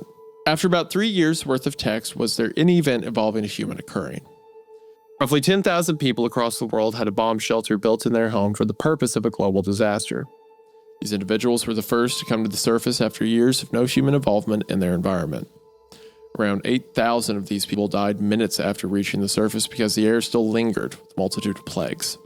The other roughly 2,000 people that saw the ones that left the shelter never returned. So they assumed what was true in that surface was still dangerous. Many of them died in their shelter years later or until they ran out of nutrients. Few also ventured to the surface later to make a life for themselves, but the same fate as their predecessors. The year 2089 was the last year that humans existed. After that, plant life and animals took over the world. Within the next 15 years, plant life grew rapidly due to their mutation from the viruses. Except instead of growing into a green oasis, it turned into a mix of deep crimson and brown plants that covered every surface it could latch onto. The animals that survived lurked around the earth and became extremely aggressive towards each other. This caused all life on Earth besides botanical life to cease existence by the year 2140. Centuries of text flows by in roughly 30 pages. One thing that never got mentioned, even in the passing of the novel, was the presence of God, any god for that matter. No religion was discussed beyond the Crusades and other religious endeavors that did not directly involve faith. This book that seemingly knows everything the world has to offer had no answers. What would be the point of living a devout life free from sin? It won't aid me in a peaceful afterlife. I decide with whatever life I have left, I want to live it like Biff Tannen from Back to the Future Part 2. Wow. I do not want to think about any of the knowledge I have consumed beyond what will give me a financial or spiritual gain. I have no faith left in humanity. I'll make the quickest buck that I can before the major bombs drop. After that, I'll build the most comfortable bomb shelter with enough supplies and entertainment to last me through the end of days. This post is not a warning on what's to come. That much is inevitable. I simply cannot be the only person who carries the burden of knowing what I have learned. Well, there's the end of that story, and I'm sitting here with a fucking panic attack. Feels so real with the kind of stuff going on in the world right now. It feels so like I was just like, this all makes sense to me. This all seems to line up. Ireland getting the weapons. Ireland that's the most fabricated thing I've heard for sure. But still, it's one of those the idea of like nuclear fallout, just the kind of like a lot of like existential stuff coming in the end there. You know, a lot of stories could, you know, I feel like this could have also been a story where it goes the direction of like, Mom, read me a bedtime story. Okay. And she's reading the story and it gets more fucked up and she just like won't stop reading or something, you know? You could go so many different routes with that, but taking it into like that existential kind of, knowledge of all the world and stuff is pretty cool. And I like the idea too of, that was one thing I thought was kind of relatable at the beginning was you get into a book, you start collecting, you know, because I have a couple, like I like collecting old books and stuff too. And the idea too that you just stumble across this thing, it has no author, it's just kind of this like text. And you just kind of keep flipping, but it's like the morbid curiosity of having to know. And it like Earth turns into like almost like a Fallout kind of fucking situation and all this kind of stuff. But I love the idea that the book doesn't get bigger. He just kind of keeps turning the page to the last page. The pages keeps reading. Keep showing up. Yeah. You know, it's like a treadmill almost. Just keeps like cycling over. Also, it's a fun idea that at the end he's like, well, yeah, because earlier he said he was a Christian. Then he's like, this book that knows everything says nothing of God. So I guess there's no reason to live at all. So I'm going to make enough money to build a bomb shelter, and I guess I'll just live out my days in needless enjoyment because the world's coming to an end. So it's like this prophecy has changed him. That's fascinating. That was a fun story. That was a fun little like the Earth is going to end this way. So here's what I'm doing because of it. Very short and sweet. I always get fucked up by like weird existential stuff like that to where like you're like I did not think I wanted to think about that today, you know, and that's what I feel like right now. I'm like really kind of bummed that I still have a lot of work I have to do, and I'm like, for what? Why even do it? It truly was a loss of innocence. The reason you do it is so you can build your bunker and put a bunch of Nintendo Wii games down there for the end of the world. If anybody comes across a neon sign that says loss of innocence, know that's my bunker, and you're totally welcome to stay with me in the end of days. Naming a bunker loss of innocence. It's like, well, I'm not going in there. Yeah, exactly. Well, see, that's the ultimate distraction. And then that way you're like, oh, no, that's actually super fucking cool. It's like, I'll just get the plague. That's fine. I'll just keep walking. The nursing home at the edge of the world. This looks like part 1. You said that part 2 got deleted, but we could at least read part 1. So if you go to their page, for one, the author of this is Phoenix Heat. And Phoenix Heat seems to do some writing in for several years. He's done writing in r/scary stories, r/no sleep. And then they dropped a veteran of the genre. They posted part 1 and then said they've been sitting on this for a few weeks now. They posted it in no sleep, didn't know what to do. So they're like, I'll throw it up in Creepcast. But then for some reason, I don't know what happened. Okay, so they post that, and then they post part 2 on r/scary stories. And they posted r/2 on No Sleep, but it got taken. Wait. Yes. They post part 2 on r/No Sleep. I think No Sleep took down all the parts, but then they posted part 2 on r/Creepcast, but then it got taken down off Creepcast. I have no idea why. We're becoming No Sleep already. We're becoming No Sleep. Immediately No Sleep. Hey guys, upload here so we can delete your stories. Thanks. Upload here so we can also censor it and delete it. I have no idea why it got taken down. But then they post and said that, so they posted this in reply to the June fan-made story thread and said they give a brief summary of the story and then says part 1, 2, and 3. Parts 1 and 2 are out. Part 3 is already written. I just need to reread it over for clarity one last time, and it'll be posted soon. And then that was posted 26 days ago. I don't see they've posted part 3 anywhere. So parts 1 and 2 are up. And they posted both of those to r/Creepcast, but we deleted the part 2, I guess. I don't know why. We're horrible people. But the part 2 is up on r/Scary Stories, I think. Well, why don't we do this? No Let's read part 1, and then we'll fucking we'll be like, hey, submit it again, and we'll have to talk to whoever the fucking mods are. I don't know who the figure mods out what are it for was. this shit, and then be like, well, let the poor bastard post the second part. Yeah, but then we see that like part 2 goes up and it's like a direct threat on our lives. It's like they listed your address. They were going to drive to your house. All right. Well, then that will need to be made clear so we know. All right. But for we'll now, get to the bottom of this. For now, we'll read part 1. For now, let's at least touch part 1 of The Nursing Home at the Edge of the World, which I will say is a fun little title. Kind of has the same kind of title. It has the same vibe as like I worked at a voodoo shop or like Tales from the Gas Station kind of vibe. Is the vibe I get. It's very fun, and also like we're gonna leave a link to it in the description so you can go check out part 2 and then 3 whenever they post it for yourself. Hopefully by then part 2 will be in the subreddit. We'll figure that one out. No promises. No promises. No promises. No promises. Nursing Home at the Edge of the World Part 1 by Phoenix O. Heat. Phoenix O. Heat. The woman had long, greasy hair that framed her crooked face. The left half was pulled taut against her skull as if her skin was painted onto it. The right half was sloped down, one eye barely open, and the edge of her mouth unable to close. A small drop of saliva wormed its way down her chest, shifting from her side onto the bed she lay on. One of her hands was curled into an unnatural claw, reminiscent of a spider's legs, long after its final moments. On this bed was the most beautiful woman in the world. God, does not seem like it. Well, the next line is, my mother had her first stroke 7 years ago. So it's their mother. So now do you feel bad about saying my great grandma had arthritis so bad that like her toes were all fucking, they're all basically like capital L's and shit. You know what I mean? She had these big ass marble knuckles, and her hands were all like bent up as well.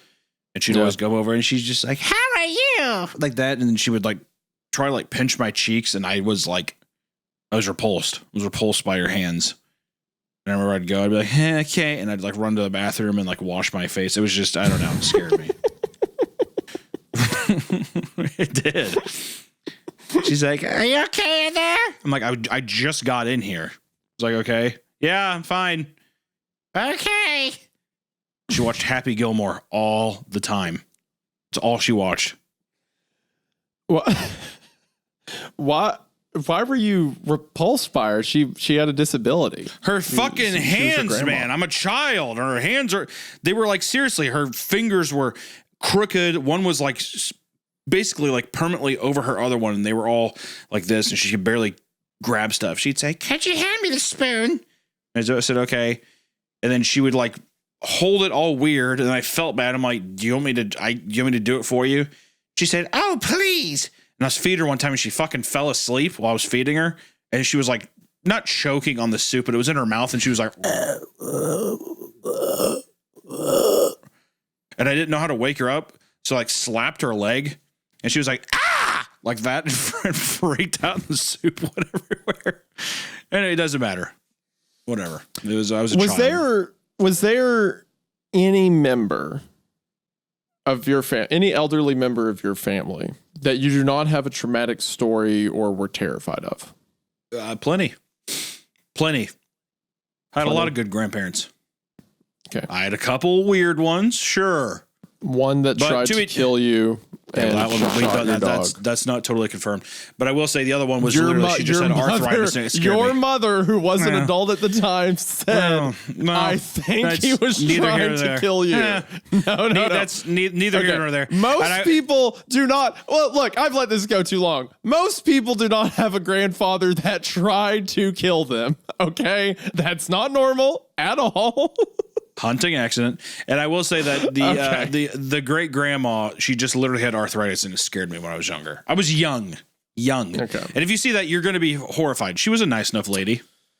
How often do you hate people with disabilities like that? Okay, don't hate her. Once again, young and frightened, scared, horrified. Really, to be completely fair. I remember I'd look at my hands in the bathroom and stuff, and I would just I would sit there and I would squeeze my fingers and stuff to make sure that they were I asked my dad too. I was like, my hands aren't going to end up like that. And he was like, I don't probably. He said, as he told me when I was younger. Okay. So would you say you were repulsed by her then? No, I was not. Well, yes, but it was just because I was afraid. Okay. So how often are you repulsed by people with disabilities? Almost never. Because honestly, and I'll tell you something right now, because everyone's God's little angel. Okay. All right. As long as that's on the record, I guess. Anyway. My mother had her first stroke 7 years ago. Bruh. Just last week, she had her 32nd. Bruh. I still remember the weeks after her first stroke. I was in college in New York and didn't have a car. I spent almost all of my savings going from taxi to see her. Just for her to get angry at me for wasting my money. Nothing in heaven or hell, surely nothing in between, would stop her from seeing me graduate. She told me that, and promptly sent me back to school, paying for my trip out of her own pockets. Back then, she still seemed so strong. If the stroke had affected her, she didn't let me see it. As the years went on, I watched her deteriorate, both body and mind.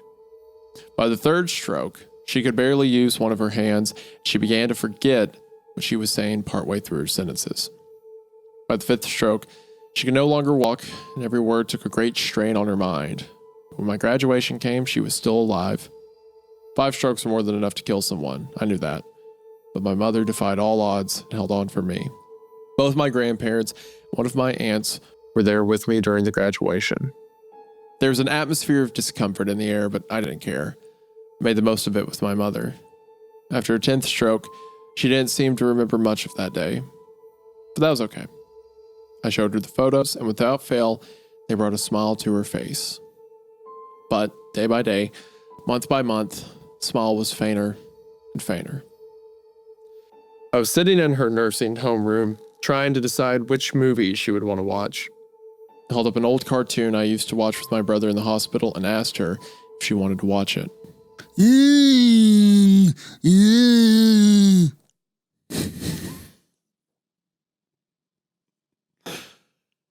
Her lips didn't move much, but she managed to grunt out a response.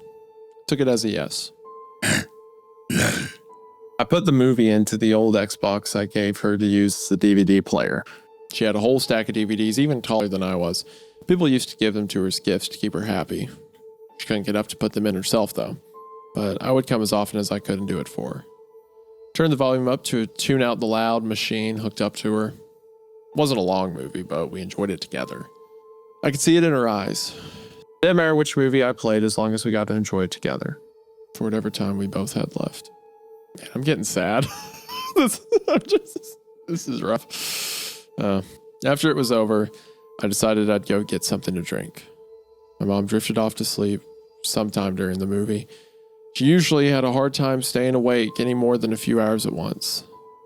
From outside her room, out of earshot of the loud machine, I hear the soft music playing in the hallways. Same station was always playing, not one I recognized. It was in some foreign language that was shockingly similar to English. There weren't any discernible words. Hello, Mrs. Dawson. I said cheerfully to the old lady along my path. Oh, hello there. What a nice young man you are. Do you happen to work here? I'm looking for help. Her words were strong, despite her shaking body. Her skin was as pale as a ghost and thinner than paper. No, but you can go to your room, Mrs. Dawson, and I'll make sure help is there for you as soon as they can. They might have trouble finding you if you're walking around. You know that. I do? My room? She looked confused, so I held her shoulders gently as I could and pointed her down the hallway. If you go down this hallway, ma'am, turn left at the end, and the first room is yours. Room 211. Oh, I see. What a nice young man you are. Do you have family here? She made eye contact, but it felt more like looking at a clay sculpture than it did a person. There was little consciousness left behind her eyes. Yeah, I do. I responded with a smile. She nods and turns around to begin walking away, murmuring something about how nice I was. Nice young man. She was walking in the wrong direction, of course, but I was sure a nurse would find her later and help.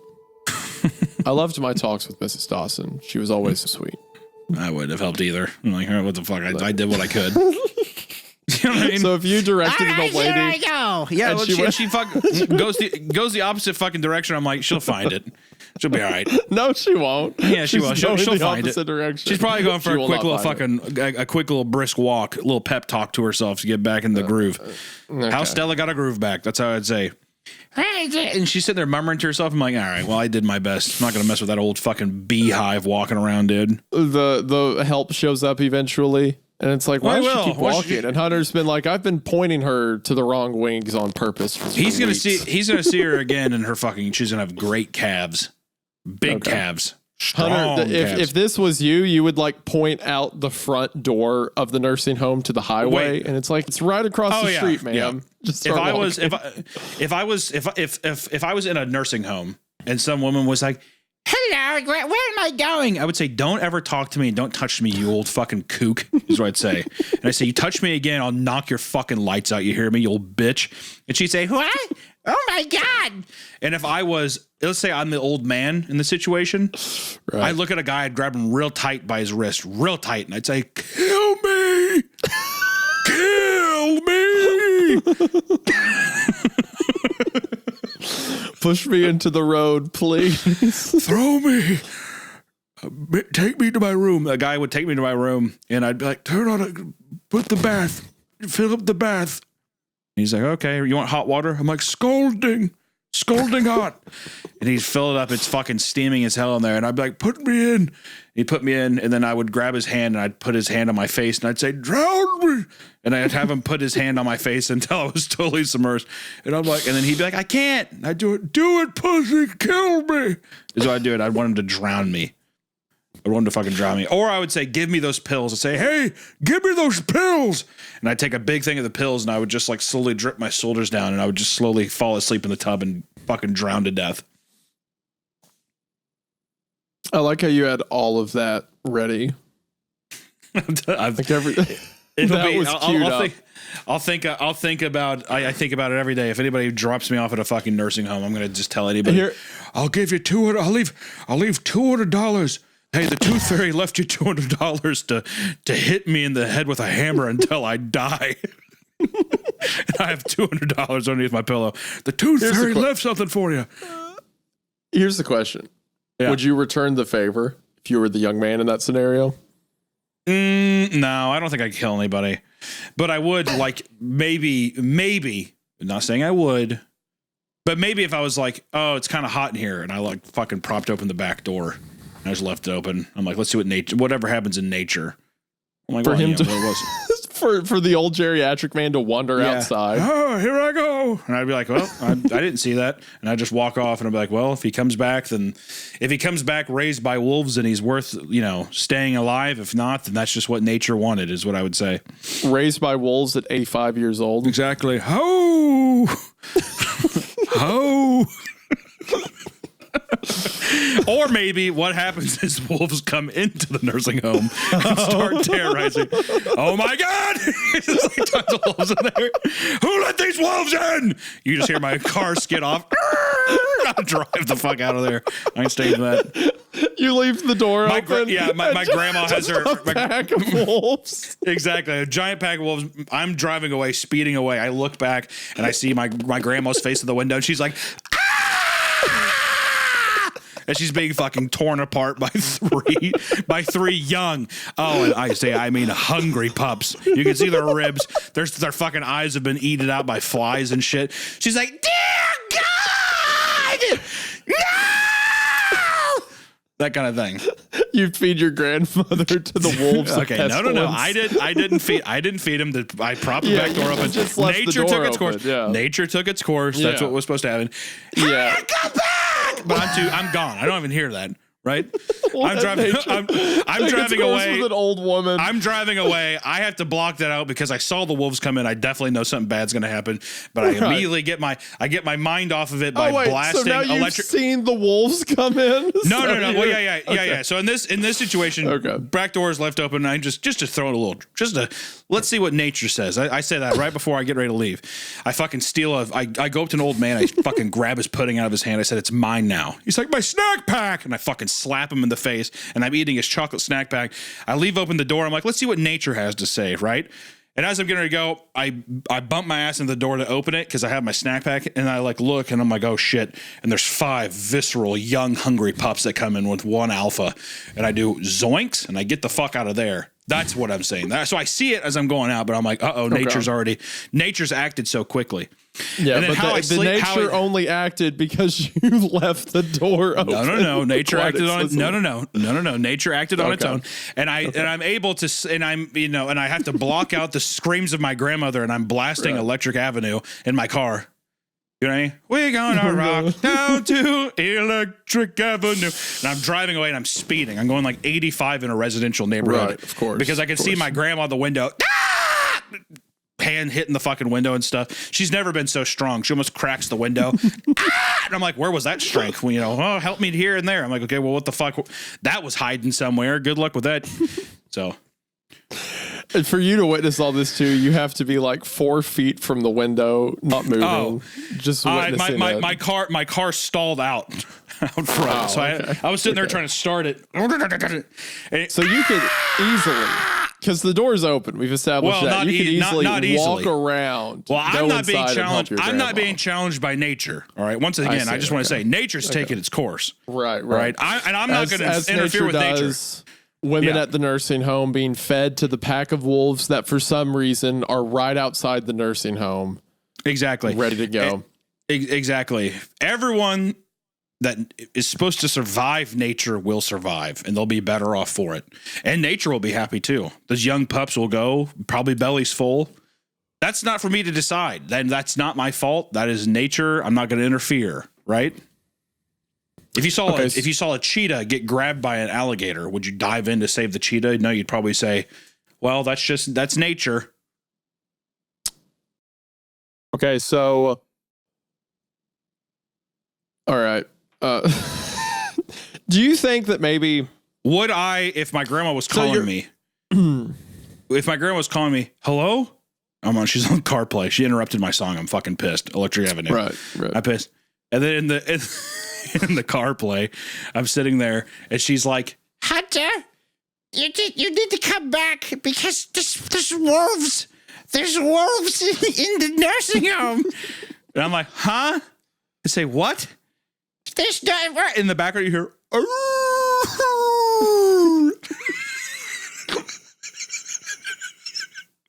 They're getting close. I think they're outside my door. I'm like, Grandma, I'm in a really, really bad intercept. The reception is horrible. I'll be back Tuesday, okay?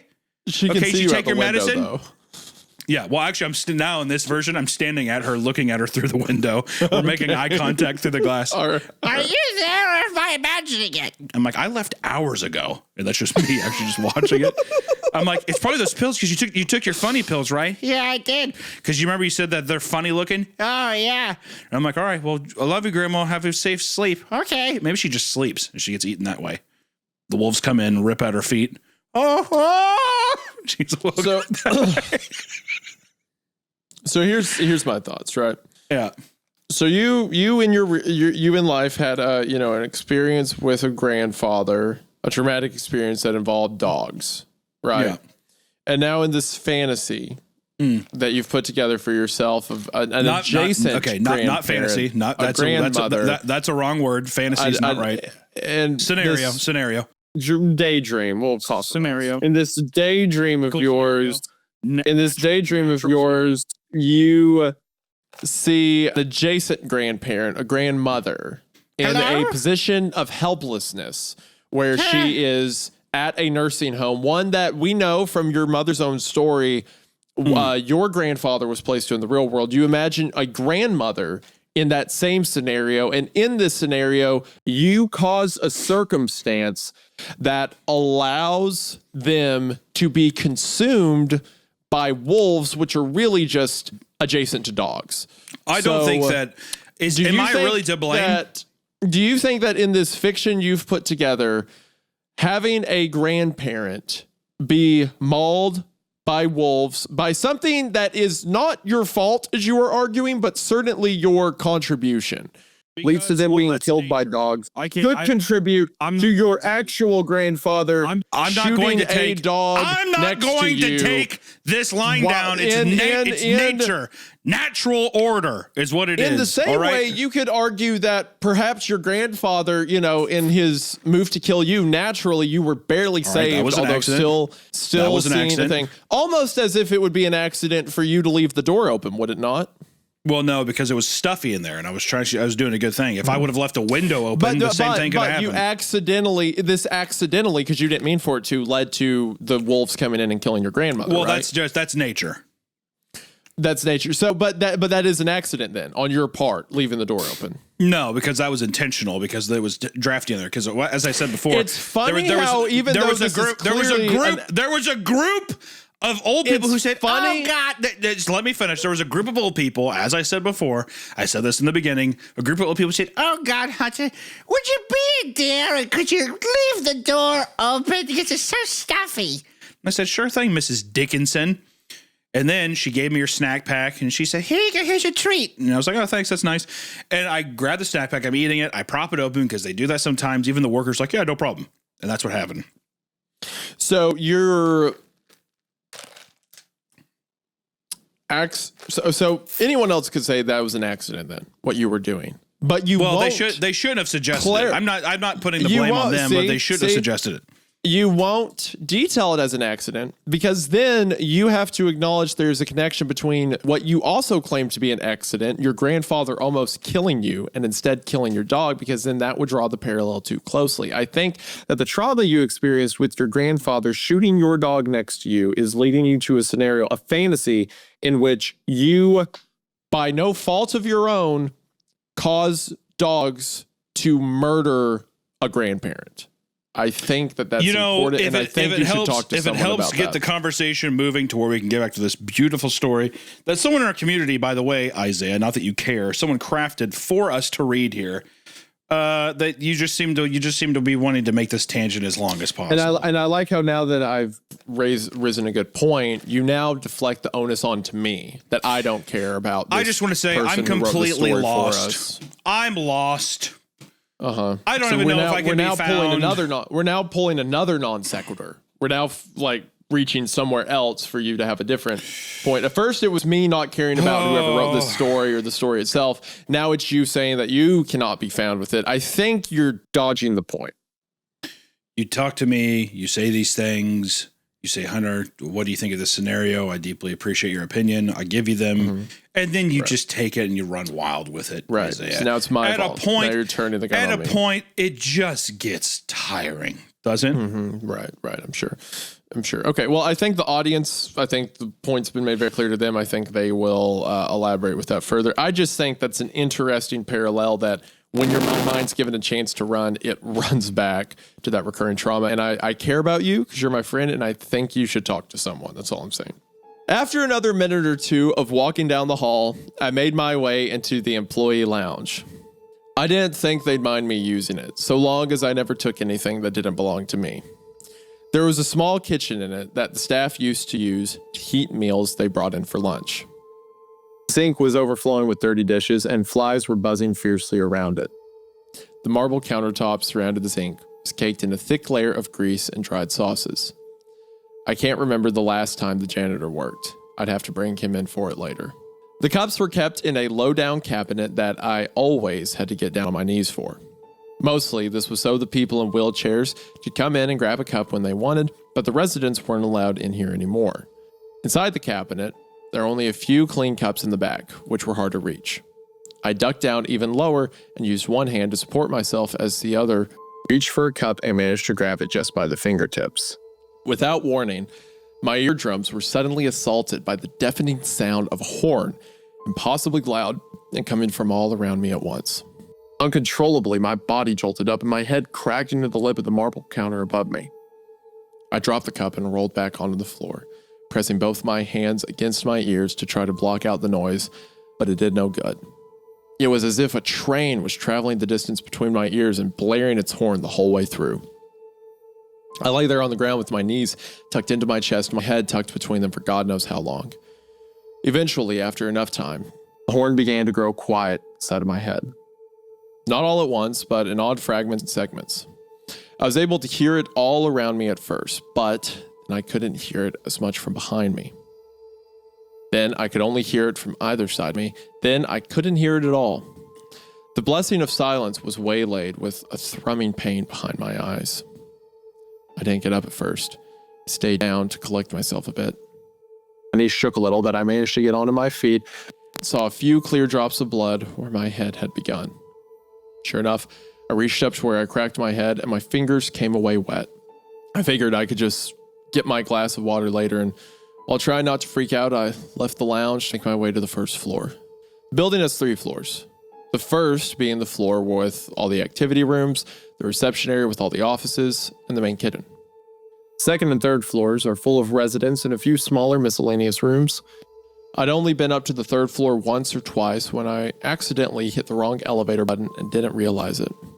I never saw a need to go up there otherwise, so I didn't. It was where most of the hospice patients and students at the local medical school would reside. The hallway I walked down was full of wheelchairs and walkers, most of them empty. Spare one with a fat old man sitting in it. He looked like a cherub, but with a full beard, his skin pale and his cheeks chubby. His hair was sparse and wispy against his scalp, and his head was tilted to lean on his shoulder, like a pillow. I knew it would be hard to wake him up, but I tiptoed around him anyway just to be polite. A few yards past, did the rapture happen? Is that what the train horn sound and now like this one guy left in his chair is? Yeah, maybe. I don't know. A few yards past him was the main desk for the 2nd floor. It was where the nurses and assistants on the floor worked to maintain comfort, safety for the residents. As I walked past it, I could see Mrs. Dawson down a perpendicular hallway. Her head was on a swivel as if she was trying to find something that wasn't there. I'd let the nurse take care of her after me. After the desk, inside a large room just off the side, was the elevator and stairs to go down. Well, stairs at least. The elevator had been broken for some time. The doors were permanently jammed open to reveal the long, dark drop underneath. It wasn't a big deal, though. I just made sure the door to this room was shut tight so the residents would be safe, made my way down the stairs. The sun shone brighter down here thanks to the floor-to-ceiling windows to the left and right of the front desk. Stairs led me to the main reception area just past the front doors. The only noise heard here, away from the residents, was the music, that odd and incomprehensible music. I made my way over and leaned down over the guest sign-in sheet and signed myself out as a visitor. I walked past the desk after signing my signature and opened a door into a back office, then walked over to a computer, booted it up, and began to write. Something I took up recently, keeping a log of my days here. I've been thinking about posting them somewhere where I could talk to someone like me, but I haven't decided yet. I guess if you're reading this, then you already know my decision. I'm not sure why I decided to write. I think it just makes me feel more sure of myself. Comforts me in some strange way. Like I'm assuring myself that I am real, that I exist. It means I'll have something to look back at and organize my thoughts with. Sounds stupid, but it's been working as a sort of therapy for me. I hit save on my document and turned the computer off. Half of my day's log was done, yet another half of the day still unlived to write about. 2 rooms over from the first office was a storage room with some uniforms and tools for the workers I'd set aside. I began to strip off all my clothes and hang them from the hooks on the back of the door. Even my socks and underwear came off. I was as bare as the day I was born.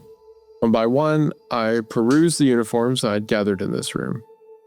There's a dark purple male's nurse's outfit on a shelf in a neatly folded pile that I decided on. The underwear was on top, then the socks, the pants, the shirt after that. I made sure they were all in place as I found them the first time, making sure to tighten the drawstring on the pants tightly. They were 2 sizes too big for me, but I made do as best as I could. Hold on. So, what? The clothes he's found, he's been stealing and putting back here? Yeah. Okay, I'm going to keep reading. With a few antiseptic wipes and some ointment in hand, I made my way out into the quiet hall. My footsteps on the linoleum floor went tap, tap, tap, almost in time to the song, playing as they carried me towards the bathroom. I had to clean some dust off the mirror first before I could see myself clearly, but I managed to twist my head in a way I could see the cut on my scalp and clean it up properly. One task was completed. Now Mrs. Dawson needed attention. My mother would probably be awake by then. I could give her some water and maybe cook some food after that too. But as I opened the door to the bathroom, something caught my attention. A smell, one that surprisingly enticed me at first, albeit confusingly. It smelled like toasting fresh bread. When I was a kid, my mother used to bake her own bread. It's a hobby of hers. Coming home from school, only to open the door and smell that incredible scent of bread fresh out of the oven was bliss. Even more than that, sometimes when I had a bad day, she would make me a grilled cheese to cheer me up. The smell I was smelling was just like I remembered it. Someone nearby was making grilled cheese.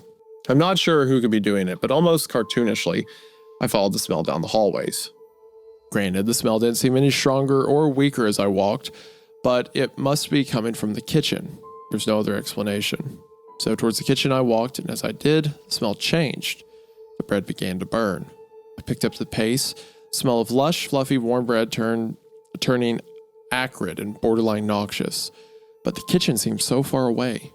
Every step of mine drew me closer. I knew it had to. But as I looked around, I found myself still in the doorway to the bathroom. The door hadn't even closed yet. It was leaning against my shoulder. Somehow, even after what felt like at least 60 seconds of walking, I was standing totally still. I was exactly where I first smelled the bread. It didn't make sense. I had to be imagining it. There was no one in the kitchen, no one was cooking grilled cheese, and my legs most definitely still worked. Took a step forward, then another, then a third.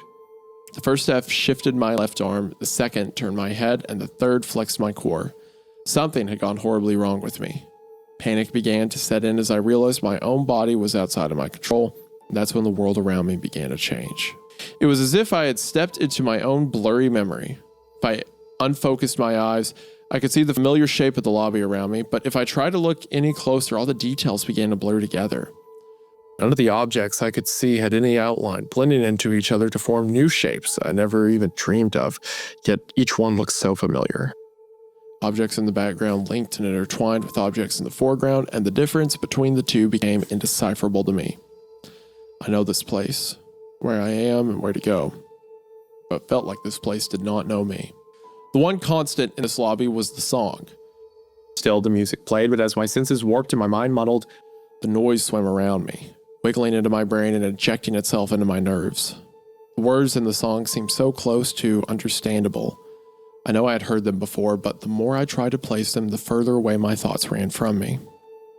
I tried to close my eyes and block out the side of my world slipping away, but my eyes did not listen. Instead, my legs began to move, to carry me to a place I could not know because I could not tell the difference. Logically, I know I was still in the lobby. Maybe in the kitchen or the bathroom, but for all I could tell, it might have been the other side of the world. In that moment, I couldn't form a real thought. My inner monologue sounded like it was speaking in a foreign language. Words came in the wrong order, the wrong parts were emphasized, or some words just seemed entirely made up. It was getting worse by the minute, so I decided I needed something to latch onto. Bit by bit, I tried to move myself, to take some amount of control. Tried to shift my shoulder, my toe wriggled, tried to move my toe and my knee bent. I tried to move my knees and my jaw clenched down hard. Through brute force and with an incredible amount of luck, I managed to close my hand. I felt something in my palm, something I had felt before, but just couldn't remember what. I squeezed it hard, trying to use it to anchor my body in place and stop me from moving. I'm not sure if it was just my eyes playing tricks on me or if I actually was moving, but the walls and colors around me continued to shift and meld. Something did change that I never could have imagined. Someone began to scream.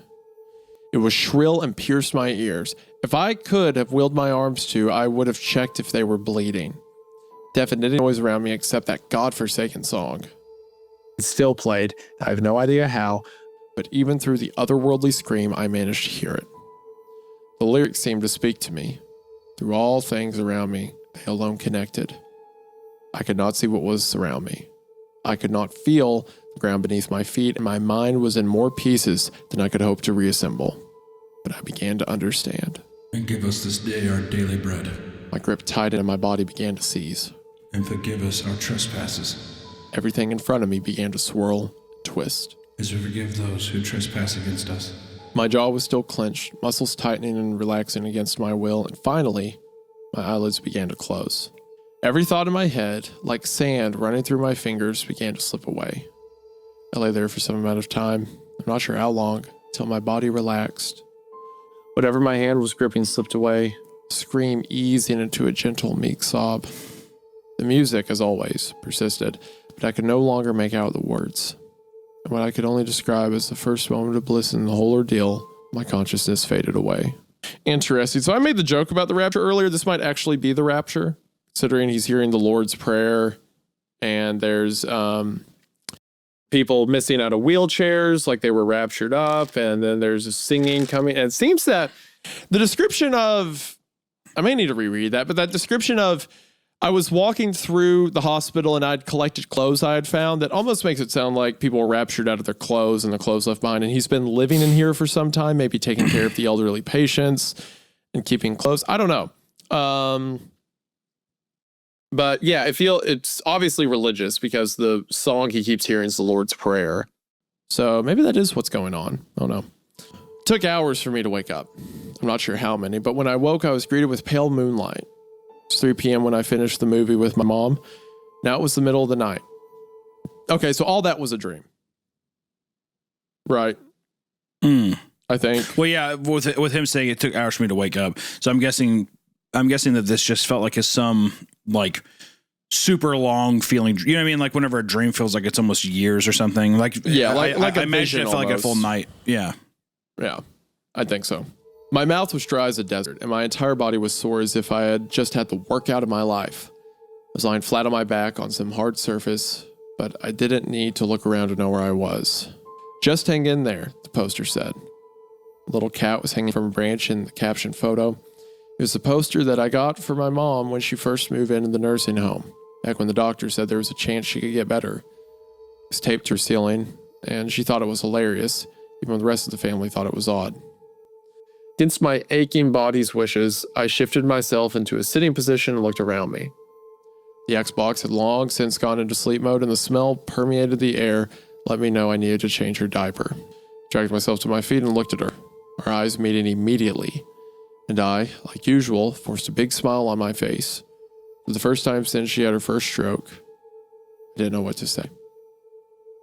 What had she seen? How did I get here? What happened to me downstairs? Whether or not she knew, the answers didn't matter. She couldn't tell me even if I asked. A growing familiar suspicion grew in my gut, but I decided to focus on what she needed first. I could take care of myself, but she couldn't. You thirsty, Mom? I'm sorry it's so late. I'll make some food in a bit. I'm sure I can find something to cook up for us. Her good eyes stared into my soul. It was puffy and red. She'd been crying. I reached down to the bin next to her bed, grabbing her communication sheet, held it up for her. She shakily reached out her good arm, pointed a slack finger at yes. I adjusted my smile and began to speak, but her arm began to shift, pointing to something else on the sheet. She pointed at help. Then, slowly and steadily, she raised her arm and pointed outside the room. Help? Outside? Does someone else need help? Mm-hmm. The day is over, and I haven't had food or taken care of any of the residents yet. My mom has always been the kind of person who puts other people's well-being in front of her own, so when she said help outside, it just seemed obvious to me. Okay, Mom, I'll make sure everyone is okay, but don't you fall asleep in that diaper again. I'll throw a movie on for you, and I'll be back before it's over, okay? I threw on a Christmas movie we used to watch together when I was a kid and told her I loved her before walking out. As I left, I heard her let out a little groan that told me she had hit the morphine button. I needed to check her machine later. She seemed to be going through more morphine every week lately. I'm not sure what I'll do when I run out. Okay, so he keeps saying stuff like that.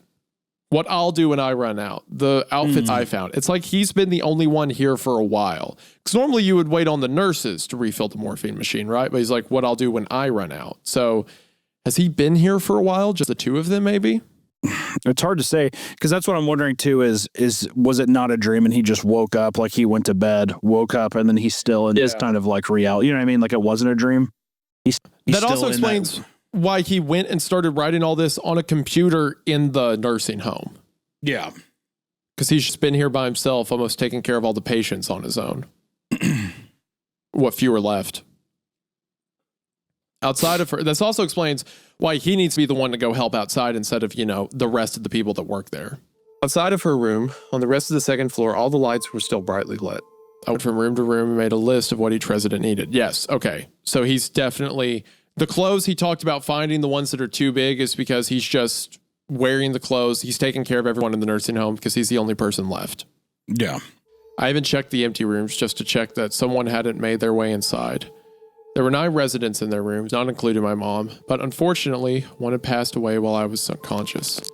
It looked like her breathing apparatus had come undone and she suffocated. Found her on the ground halfway across the floor of the room, presumably trying to crawl to it for some hope of fresh oxygen. The ground by her hands was scuffed and her nails were all filed down to her fingertips. A desperate attempt to pull herself forward. With a deep sigh, I walked out of the room, closed the door, locked it with a master key, and walked away. There were 8 residents in their rooms, not including my mom. Some residents weren't happy to be woken up by me, but I was sure waking up hungry or sick tomorrow would be much worse. 2 of them asked me about some horrendous noise they heard, some kind of yelling. I reassured them everything was okay and everyone was happy, moved on to the next room. Eventually, I had a list of everyone's needs, from diaper changes to food, especially the nighttime medicine that some needed. Only one person was missing from my list. Mrs. Dawson. She wasn't in her room, like usual, and I didn't see her walking around the hallways either. I bit down on my gut feeling that something was wrong and just assumed she was in a staff room, or perhaps the floor's main bathroom. She didn't turn up in either. I realized something then. I had come upstairs in my stupor, which means I made it past the door, revealing the elevator shaft. Feeling similar to a rock sinking in my stomach hit me as I turned my walk into a run down the hallway.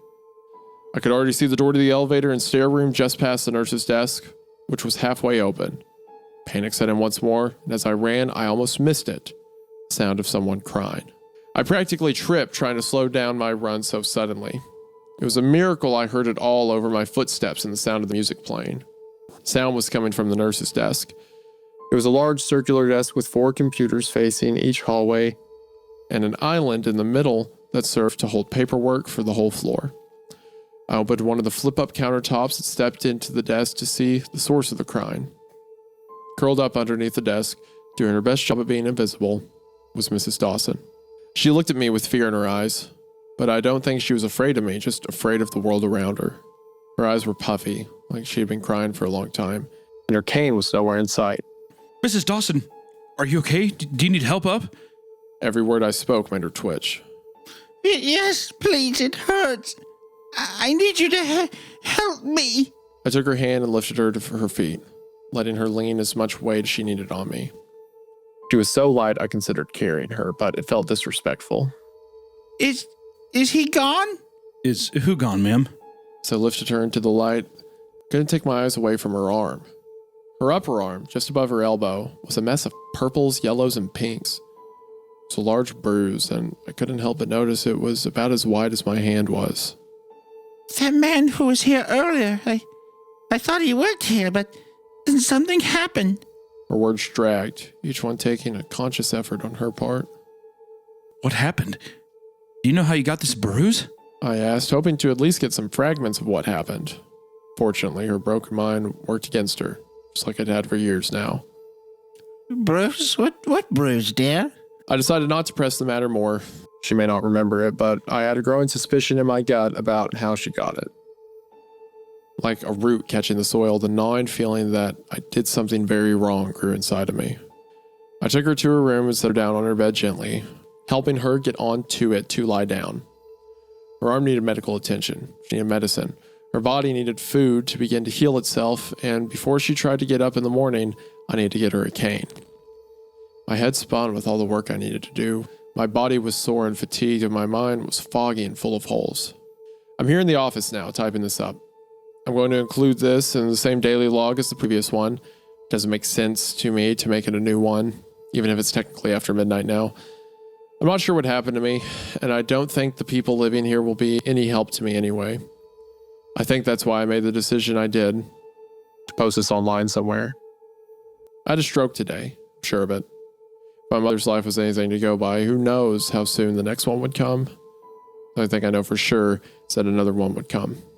I'm not sure if there's anyone left for this to even reach, but I don't see the harm in posting it.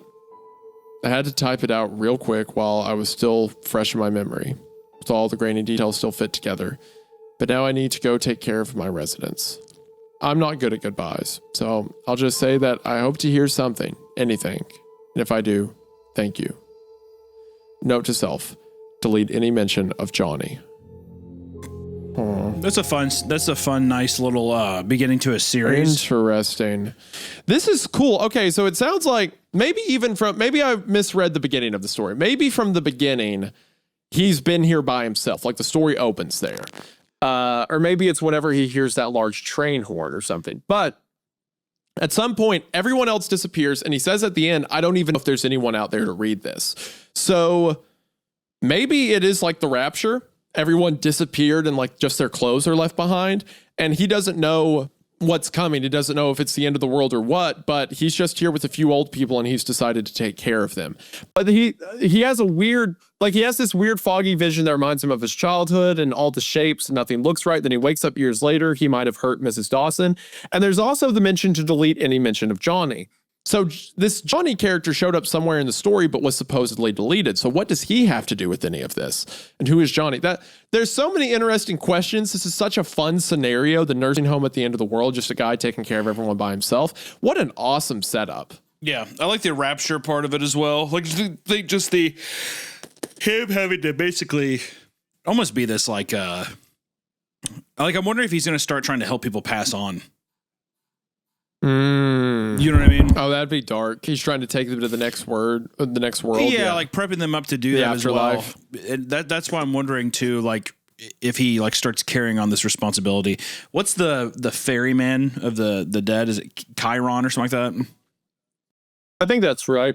I think it's different. Well, yes, it's probably different per culture or whatever. But that just makes you think of something like that. It's a fun Sharon. It's a fun beginning to something of like a little series, and I do think that we need part 2 up on the subreddit, and we need to know why. I want to know why the second one's. We need to know why part 2 doesn't count, because part 2's still on theirs, like their personal. I think they just posted it to their own page because it looks like it's just they just posted it. I didn't know you could do that on Reddit, but you don't have to post it to a sub. They just posted it themselves. And then they also posted it to r/Deep Night Society, which is another scary story thing, and r/Scary Stories. And it didn't get taken down from there. So I would know why it got getting cut off of No Sleep makes sense. Stuff gets cut off there all the time. Why did it get taken off of Creepcast? I want to know. I need to know this. We need to have an internal investigation. How cool is it though? So many different kinds of stories from viewers here. I definitely, we need to read more viewer submissions. So please take time, and if you have written something, share it with us on the subreddit. Use the tag fan-made story.